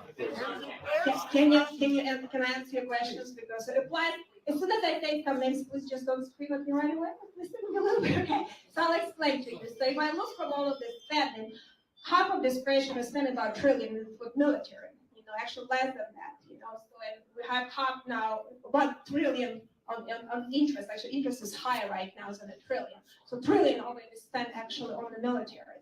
And President Trump is actually, and Secretary Heptas is trying to see what to do. I know that they're upset, but what they're trying to do, we told them, we cannot continue giving more money, but we need to modernize military. What we told them, the only thing we're going to give them, that's it, even our budget hawks are very unhappy. $100 billion is going to be this reconciliation, that is max. With that is max, that we are not increasing, we cannot afford to give more money, but what we told them, we'll give you flexibility. If you can find savings in some of this program, and you're right, this department hasn't been auditable for such a long time, we get this alarming reports all the time, what's happened in this. If you find some savings from this program, you have ability to use for other causes to modernize military, to make it better, to make it stronger, because we do not have more money to continue giving that. But I'll give you one thing, that's how lobby Washington DC works. Defense used to be 7-8% of GDP. Now it's becoming 1%. Now healthcare used to be 1% of GDP. Now it's becoming 6-7%. And healthcare lobby spending 3 times more than defense lobby. So you can see that our spending is increasing, and most of that stuff that sits in the healthcare is put on the mandatory spending automatic that no one ever looks. Congress never even looks, so they've been able to do money laundering operation. So what we're trying to do, and that's something Pete actually is trying to do with Congress, that we cannot give more money. We told them, you need to do better, audit your Department of Defense and figure out how you can do better with your money. And they're going to become very serious about that, because it's cannot be like every appropriations, everyone is asking more money. We cannot afford to keep going. We're doing that, we're dealing with that, but we have to modernize the military. It's become very different and multidimensional war. The risk threats are very, very significant and not the same than before. And we have to be strong as a country. So that's what we do. So we have the Department of Defense on the table too, and allow them flexibility, but not giving them more money. It seems that no one wants to make the tough cuts on the departments that are spending the most money because of fear mongering mostly. They're mongering and lots of lobbying and everything else, so we're trying to figure out what to do. But we try, including Dodge, he actually, the meeting the lot had, and I know that you don't like him too, so I shouldn't use his name much too. But, he's trying to do his Department of Defense, because we're trying to look how we can finally audit them. And haven't been audited, they sent a lot of reports, Department of Defense, that audited disclaims the opinion. You need to understand, when auditor disclaims the opinion, it means it's so bad. And we don't have like the situation where people, try to put, equipment off the ship so they can spend money. I mean, this is stupid. We need to incentivize savings and efficiency within our government entities, and not like, cater to very expensive couple of lobbying firms that produce all this equipment. We have to be more competitive. I mean, actually, Pete's one thing that you might not like about him, a lot of things, but one thing you should like, he never was put in that position because defense lobby wanted him. He's not owed to them, they don't like that, they do not lobby for him, he makes them nervous, and actually defense lobby is actually feeling very nervous because they've been getting a lot of lucrative contracts from other predecessors in those parties, and he is not willing to play the game. So he's very independent of that and trying to actually help men and women on the ground, how we can better pay them and have better equipment for them, not for big companies, and you see them spend a lot of cash. Are you in favor of seizing Canada and Greenland? I do vote locally, and I appreciate, we need to balance budget. All of our homes have to work on a balanced budget, and I wish you luck with that. Thank you. Well, I appreciate it, I appreciate it. Chelsea Packland? I'm sorry, Chelsea Packard.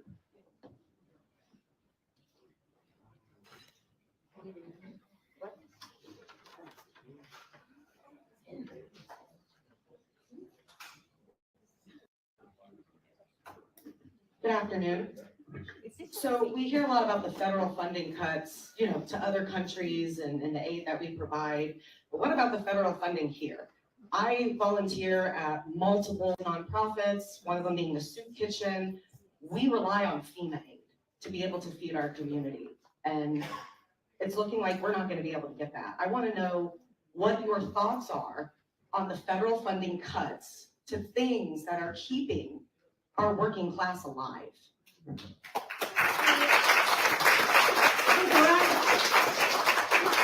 I truly believe we need to make sure that we have to have money for the good causes and help people who really need. That's why we need to come up to bad stuff, and a lot of money that we try to come don't go to we the people. Unfortunately, a lot of money go to big special interests on top that make a lot of money in a lot of ways, make big salaries themselves. Look at a lot of hospital non-for-profits here making millions of dollars with our money, and people don't get services. So Why do what people we're have to starve trying while to you figure do, it out? Hold on, guys, I'm not done, so just chill. what we're trying to do is that we can actually, the programs that do help people, they need the most vulnerable, can get better services. And really what's a challenge with a lot of the services, federal government spends a lot of money, and I run the community, and I have some richer communities, but very poor community too. And I don't see this money on the ground.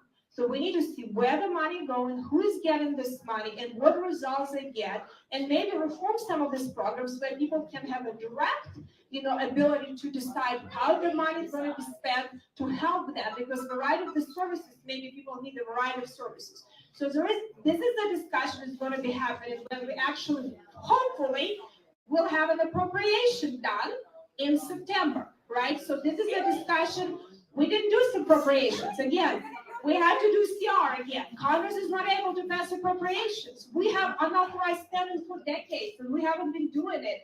So I actually tried to put a group together, like a task force, to help us at least to start doing something. So that is going to be discussed. But I think the most needed programs, I'm going to show that we'll save and maybe do better with them. Okay, so clearly you have an idea that we have programs that need funded, right? So how about instead of saying that we're going to discuss this, when you've been in office, I mean, how long now, right? Okay, so maybe instead of discussing this over and over and over again and not getting anywhere, you guys already know the programs that need support.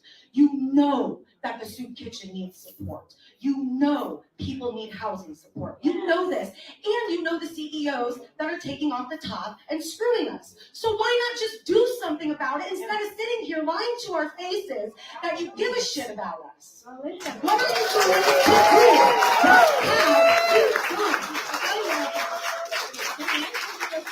I actually don't know. I came from very humble backgrounds too. My first job, I was making $7 an hour. I didn't have health care. I had, and I had to work 9 months pregnant to be able to get this. So I understand the challenges people have on the ground. So I wasn't born with a silver spoon. But I'll tell you what the challenges happening right now. And that's by the Congress. Congress is broken. So I had to, what I'm doing now, I pick a fight as my own party, which is not very easy. The only good thing, we have a very tight majority. And I said, we have to start government. We have a mandate from the people, my party is in charge. But we try to make sure that our funding process is start functioning. That Congress actually start understanding. No one knows. Most people, I'm a CPA, I can put Excel spreadsheet together. Almost nobody can put Excel spreadsheet together. We have no staff that pretty much knows how to do it. No one cares what is in these numbers. Everyone goes campaigning, fundraising, trying to get reelected, and trying to deal with the other side that spread lies and raise the money. That's all they do, and worry that special interest groups going to spend a ton of money against you with lies if you challenge them and take the money. And I said, we need to be not afraid. Need to be bold, and need to be able to come after real money that sits in Washington, D.C. to make sure that this program serves the people. That's what we're going to do. We have 2 steps of that. One step is going to be reconciliation, where it allows us to look on this program automatic, that normal Congress doesn't do. And it's a lot of these programs that in very corrupt healthcare. Insurance, hospitals, PBM, pharma making a ton of money. They're taking your money. I'm not against businesses making money in the private world. They're taking money from you and overcharging you with no transparency, not provided services. The second part is going to be our appropriation process. We can't put our act together. So I asked, can we have a working group on this issue? They didn't want to do it. I had to fight with the speaker. I had to block the speaker's vote. Committed him to say, if you're not putting all the public record, the working group together, you're not going to be the Speaker of the House. That's not easy. I resigned from committee. I'm not participating in this clown show. I am going to deal with this issue. We have to deliver for the people. So now we put a working group together, one dealing with reconciliation, one dealing with actual appropriations, and I'm trying to organize people. It's a lot of my personal work too, believe me. It takes an enormous amount of energy from me to try to at least move this Titanic and move the needle in some of these programs and have actually real policy. And I'll be very transparent with you what they are going to be. It is not very easy to come after your own party and actually challenge them like that. But I feel the country is at risk. And our fiscal situation is because we want to make sure we help people that are the most vulnerable and people of the provinces. This is very important, and I'll do whatever I can. Tight majority helps a little bit. If we're going to have a tight majority, we're going to be in real trouble. So we're going to try to do that, and I hope we might disagree on a lot of issues, but on some of these issues, I hope you can support me, because I think what we're trying to do, we're trying to save the money for the people that we want to help, and take the money from the people that are using it. So we're not going to be cutting programs that are important for the country. We want to make sure that they're better funded, that emergency services are better, that they're not wasting money, and they're more accountable to Congress, because they never tell us. Since we don't do authorization, that's unfortunate reality, and maybe it's complicated. The process set up. Congress is supposed to authorize the spending and ask these agencies, what are you doing and not doing? We don't do it. We don't do hearings, so Congress has to be forced to do it, and that's what they're trying to change. Okay, well, no, and great, but you guys understand that while you're doing this, the most vulnerable that you're trying to help are actually going to die. Like, you pull the rug out from underneath us and say, we're cutting all of this stuff while we go in and we figure out who's the bad guy when we already know who the bad guys are. Let's just be honest. And now we've got people we are struggling here. We are struggling to keep people alive.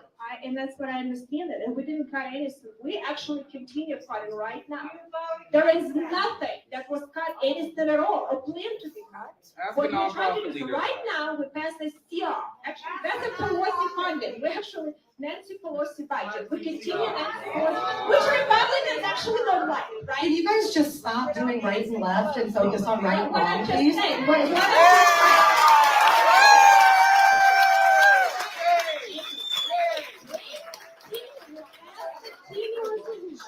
continue all of the funding. But this cannot continue forever because we go bankrupt. We have to start looking what is good. Get the spoon out of your mouth. They need to pay their fair share. And we're trying to grow the economy, try to come up with that spending, Just and ignore create more jobs. And ultimately, that's what President Trump ran on. That was a message that he was elected to do. That is a mandate to Republicans that he is not doing anything. He is not doing anything that he was. He's a disaster. Majority people who voted, they supported. Ultimately, in 4 years, you have a opportunity to elect different president, and maybe you'll have a different congressman. And that's right, and that's you can do that too. You can do that too. You don't like what you have a chance to express the vote. If I don't represent the majority of this district, what I'm trying to do, well, you have someone else. That's what elections are for. But I appreciate at least listening to me this time, and I appreciate your questions. And if I can be helpful in any way, you let me know, because I think we can agree on more than you think. But thank you for being calm and asking questions. Okay, we're gonna go next to Michelle right here. She's been patient. I just have a quick question, because you've heard from a soup kitchen now that does not have the funding apparently to do what they need to do. And you have the ability as a person, not as a congressperson, but as an actual person who lives in this community, to donate and make sure that they have the money that they need to be able to feed the people. That's right. So, and here's what do you do to personally make sure that organizations like this have, I donate to causes all the time. What do you do to donate to and support the causes in our community? Well, listen, and I actually wrote a lot of causes, and I will try to maybe do a little bit more in Delaware County, and causes actually volunteered kitchen in Madison County, but I can do a little bit more in your community too. I'm with Noblesville, so it's a little bit easier for me, but honestly, people here probably need more, and I'm trying to find good jobs to do that, and I try to do, as much as I can to help causes and volunteer. Actually, I volunteer a lot of organizations, and I have a little bit more time. I'm very busy with my time. Yeah, that's right. I agree with you, and I try to donate to a lot of organizations, a lot of causes, and I think that's the right thing to do. I think, not for the government to decide which causes are good, but for us as individuals decide which causes are good, which causes we like. We all like different causes. I think we actually need to allow better deductibility of charity donations for people, not only for wealthy people that do, the deductions, Schedule A deduction, but actually for the people that maybe do standard deduction, because I'm not that close to do other deductions, but I do standard deductions, but, so I understand that a lot of people maybe would do more if we would change the tax code and allow all of the people to be able to take benefit for the deductions and charity causes, because we need to make sure that these causes are actually supported. And these causes are very important for the community. And I try to attend as many events as I do here. This is the new area for me, Delaware County. I need to get to know more people. You probably don't know, because it's a new added to my district. I didn't have before. So I'll try to be more. I have office here for that reason. But if there is something I can be helpful, you let me know. And I hope as a federal government, we can do better with some of these programs. Mr. Floyd Llewellyn. Well, so you need to tell me, what, if I don't know, then I don't know. You tell me more. Well, I'm listening what you have to say. Could I ask a follow-up question on the allocation? But I want to follow up on what she said, because I'm moving right now. Congresswoman Spartz, your net worth 25 million. is $25.32 million. Tax the rich. Tax the rich. Tax the rich. Tax the rich. This is what Chelsea. Now, you could donate $1 million and you wouldn't even feel the pain of it. Well, I wish I would have $1 million in cash. Most of the money is land, but farmland and land that we own, they appreciate its value a lot. And maybe someday when I can retire and sell that, I have money and I can spend more time doing this and actually help more causes on the ground. So I wish I would have all the cash if we have in land, and hopefully we don't have high taxes because a lot of farmers getting the land, paying high taxes, we have to sell land. So Hamilton County has a lot of appreciation of land, but I think that is a challenge, and farming is a tough business, but I think in a lot of ways, but maybe someday when I can be able to retire, and maybe if I sell the land, I'll have About more 2 years. But I truly believe, listen, charity causes are important, and I'll try to help as much as I can, in a lot of ways. And Hold on. I'm gonna come to teacher. Could I ask a follow-up are we question? okay? Can we just have just a second, please? If we need medical,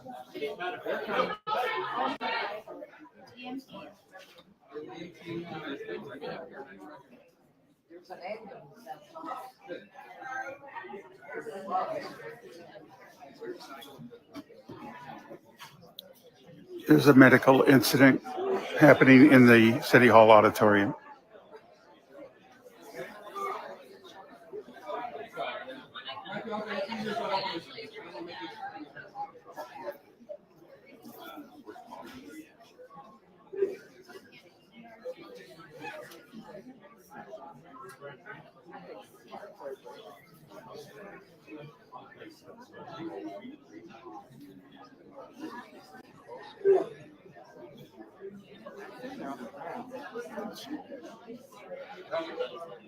I'm not worried about that. I've got it.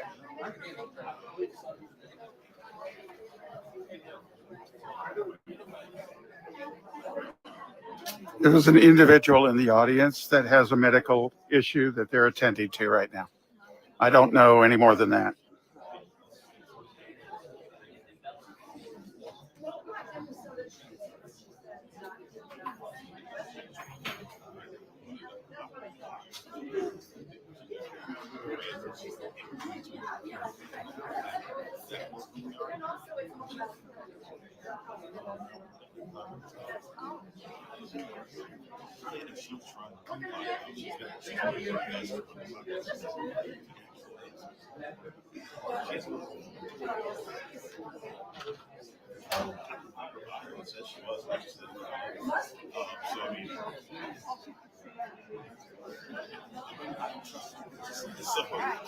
The individual's up and walking out of the auditorium with assistance. So that's good to know. We have about 8 or so minutes left.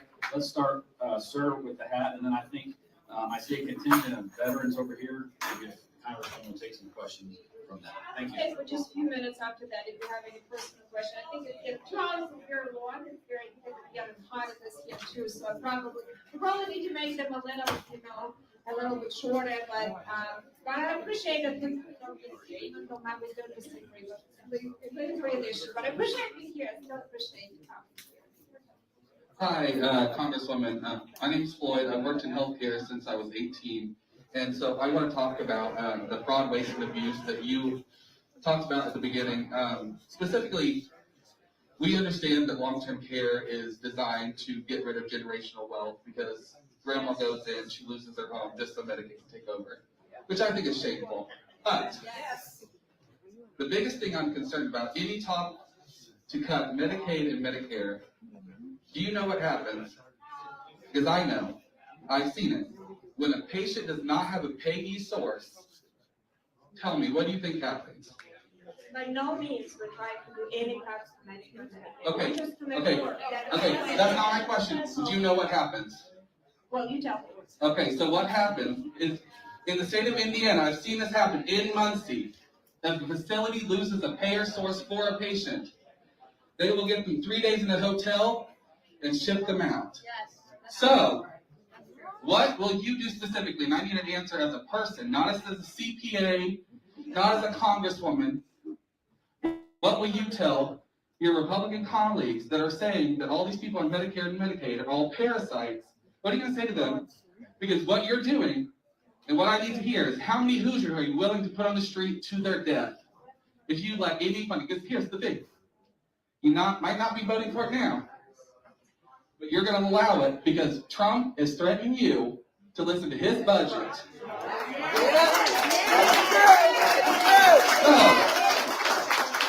I need you to tell me to my face, as someone that's worked in healthcare since they were 18, none of my patients will end up on the street because you're worried about your immigration status being revoked by a corrupt president. Let me clarify.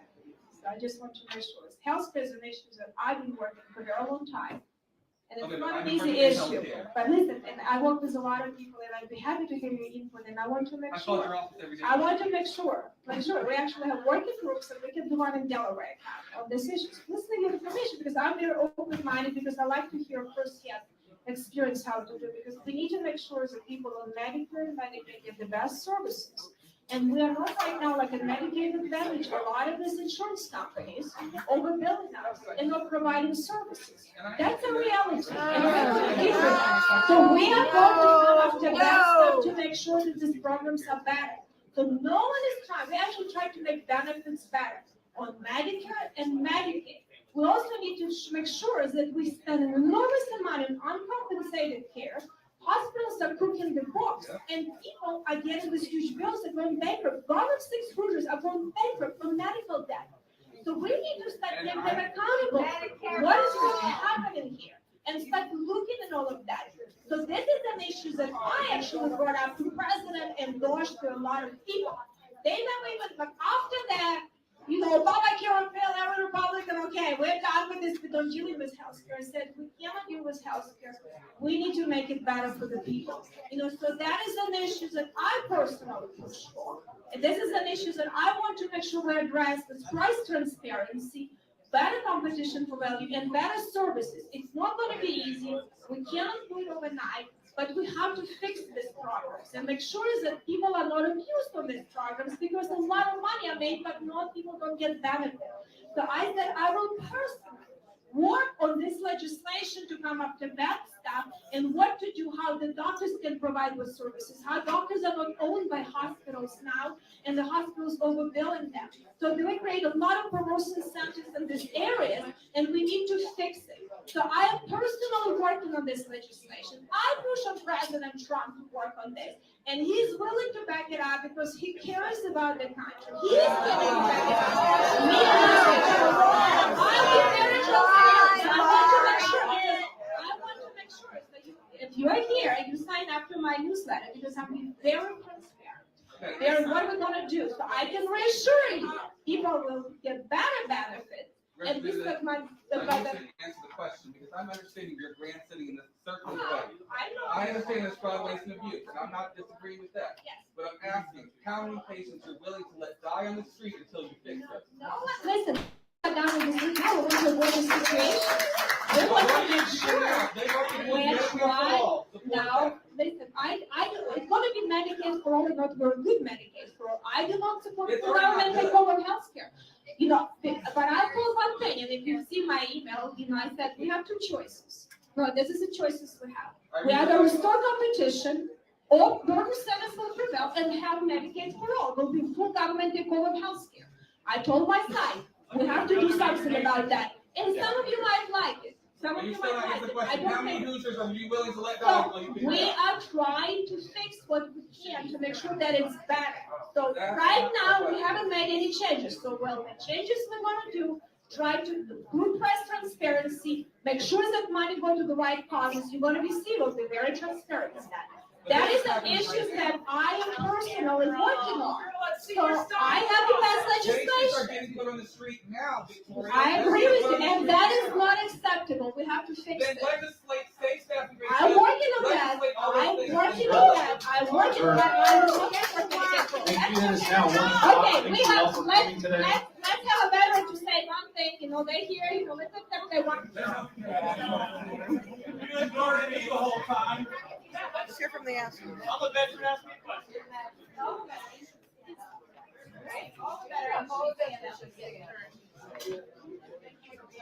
We can't hear you.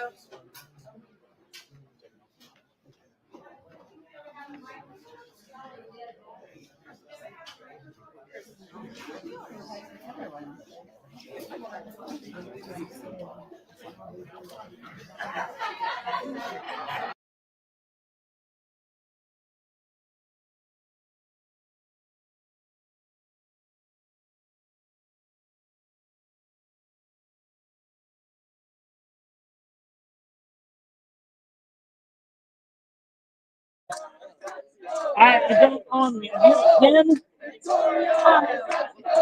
have a pin on me. The political spot. Yeah.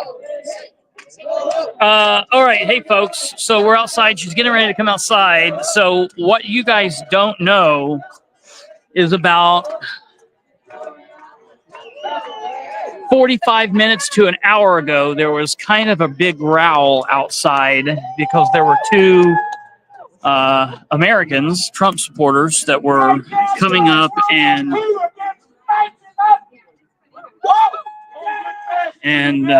also protesting, and it turned into a big row. I've got video of all of that.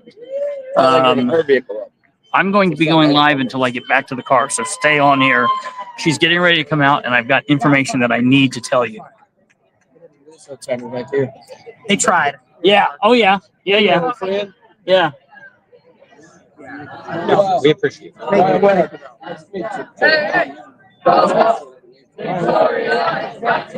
Hey, lady. Elegant looking person. She always is. Yes.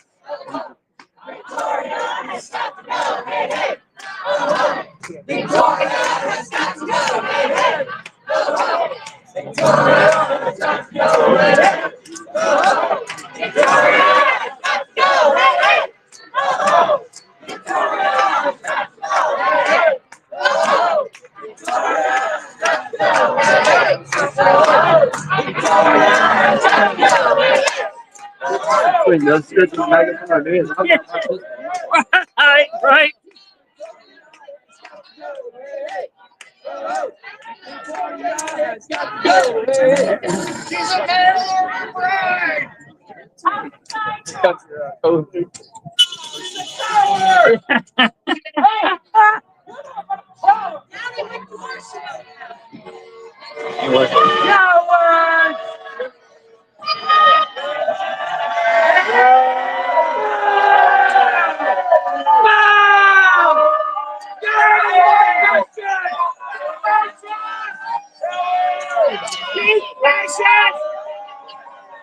That person, she's a girl. Power behind your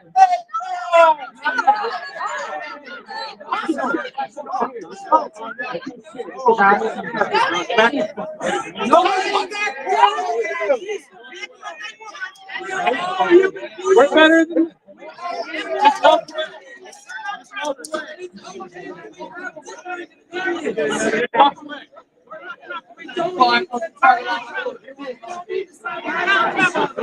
little bitch.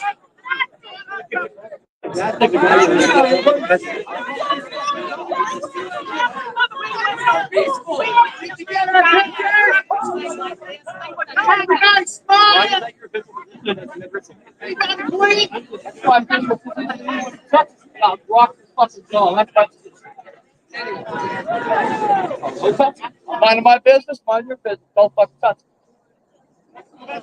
Fair enough? Don't touch it. Touch me, I'll rock you your fucking dog. Don't touch me, I'll leave you alone. Mind our business.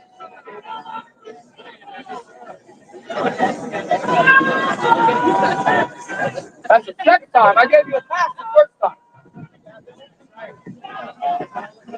Bitch.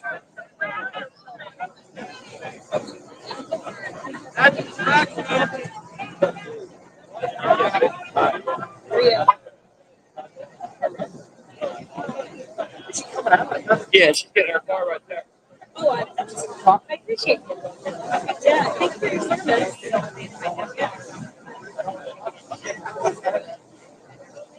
Thank you.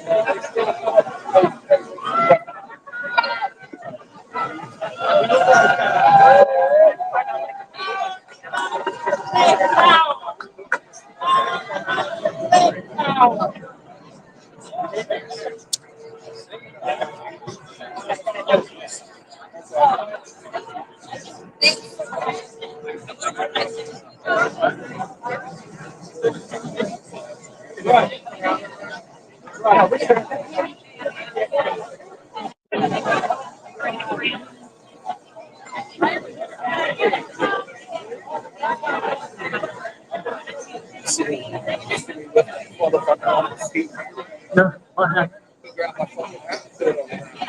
First time I got my phone out of my hand, I gave him a hat. Yeah.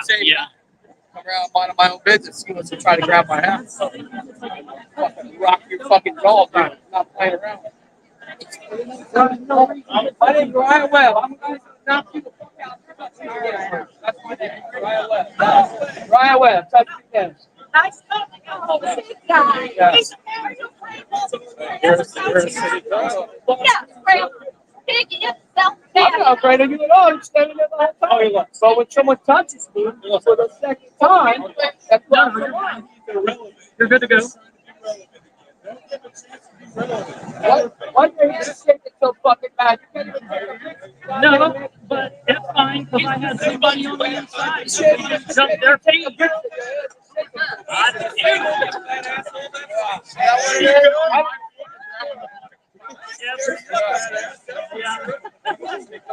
I was like, I know there's somebody in there recording, and I hate going down and just looking. He's taking Charlie says, I was like, beat it up.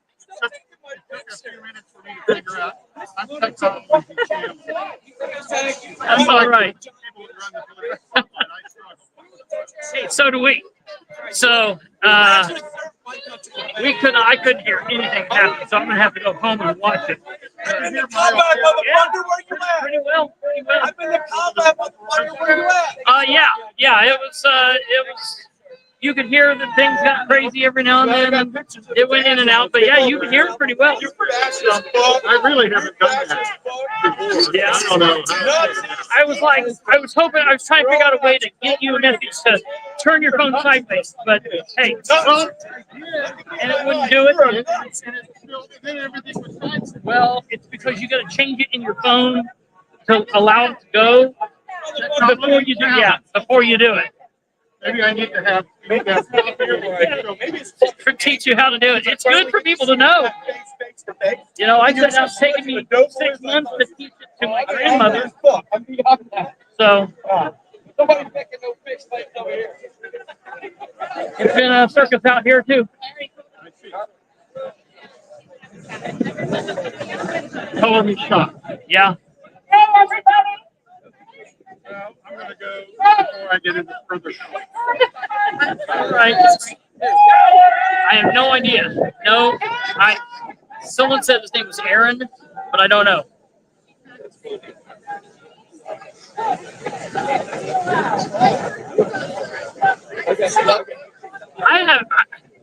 I don't think so. Yeah. On the other side. Yeah, that's exactly right. Right. That don't make no sense. Yeah, right. She's long gone. All right, well, I'm out here. Yeah. All right, man. See you. Take care. That's right.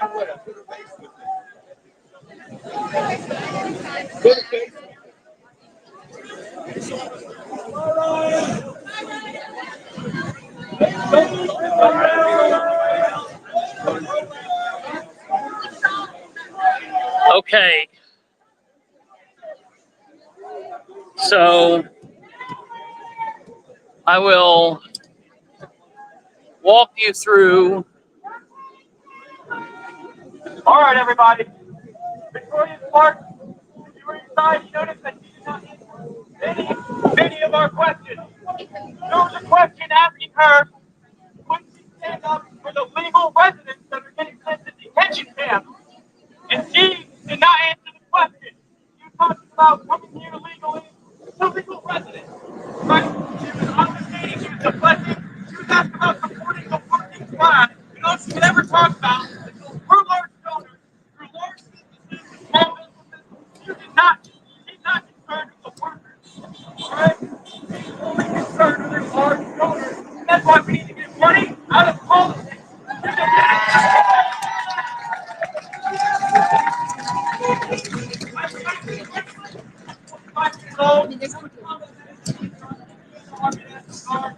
And I'm running for Congress.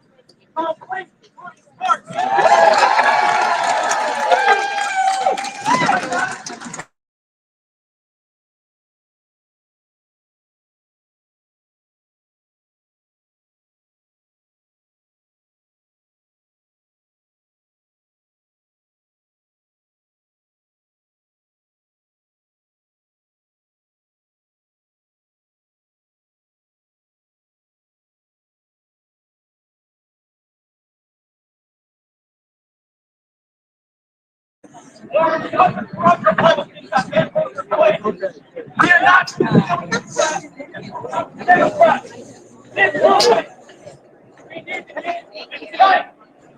Democrats, like Trump wanted to get rid of our Medicaid, just like Okay, I'm leaving. I'm leaving out of here because I'm going to go get some water.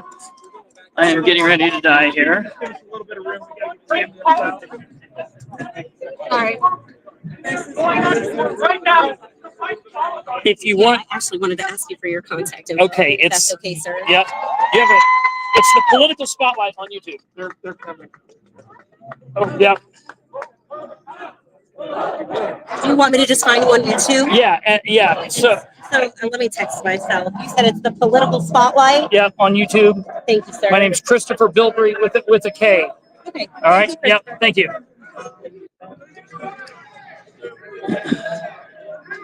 Okay, so folks, here's the deal.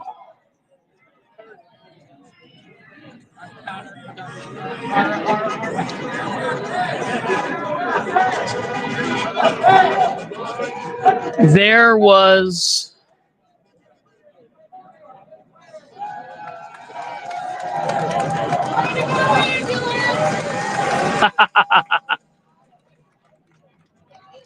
all right, so we're gonna walk back this way, walk and talk. About an hour ago, maybe an hour and 15 minutes, there was probably the biggest row of the day. There were two probably touch-off points. The first was about an hour and a half ago when the crowd that's been here today, there have been pro-Trump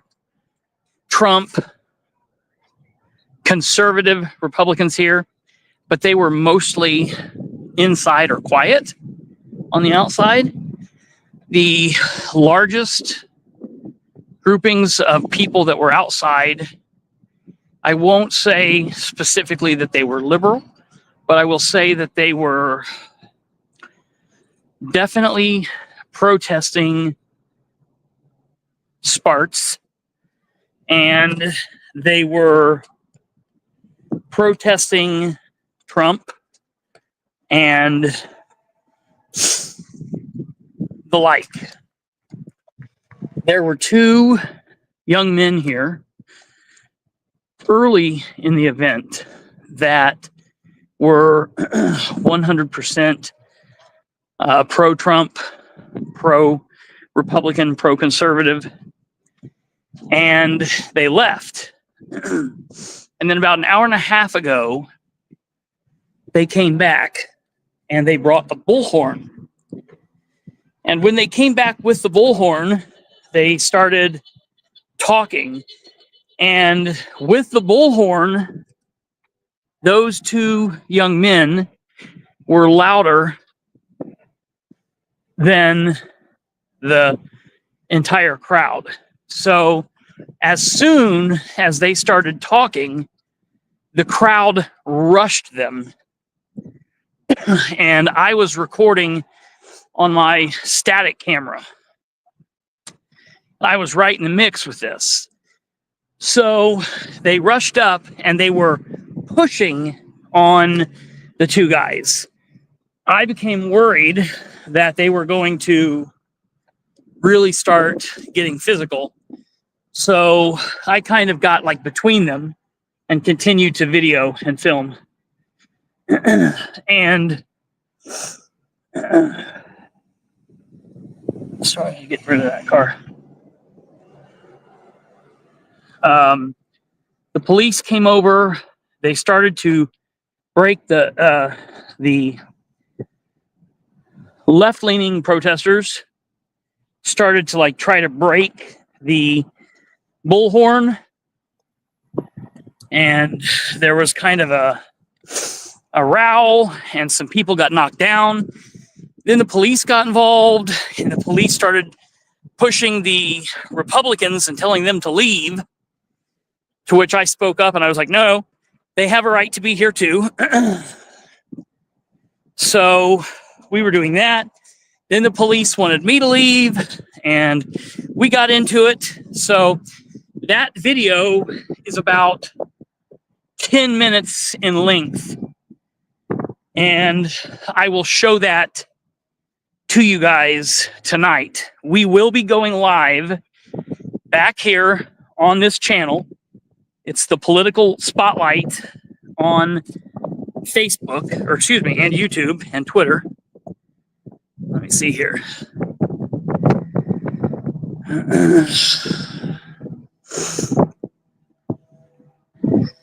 Okay, stop that. I can't do it. Never mind. Hold on here. Let me get here. There's the links. That's how you can find us. We will be back here tonight at 9 p.m. Eastern, and we will discuss the events of today. So tune in tonight at 9 for the footage that you did not see, and we will have all of that tonight. So thank you all very, very much. Kate, are you here? If you're here,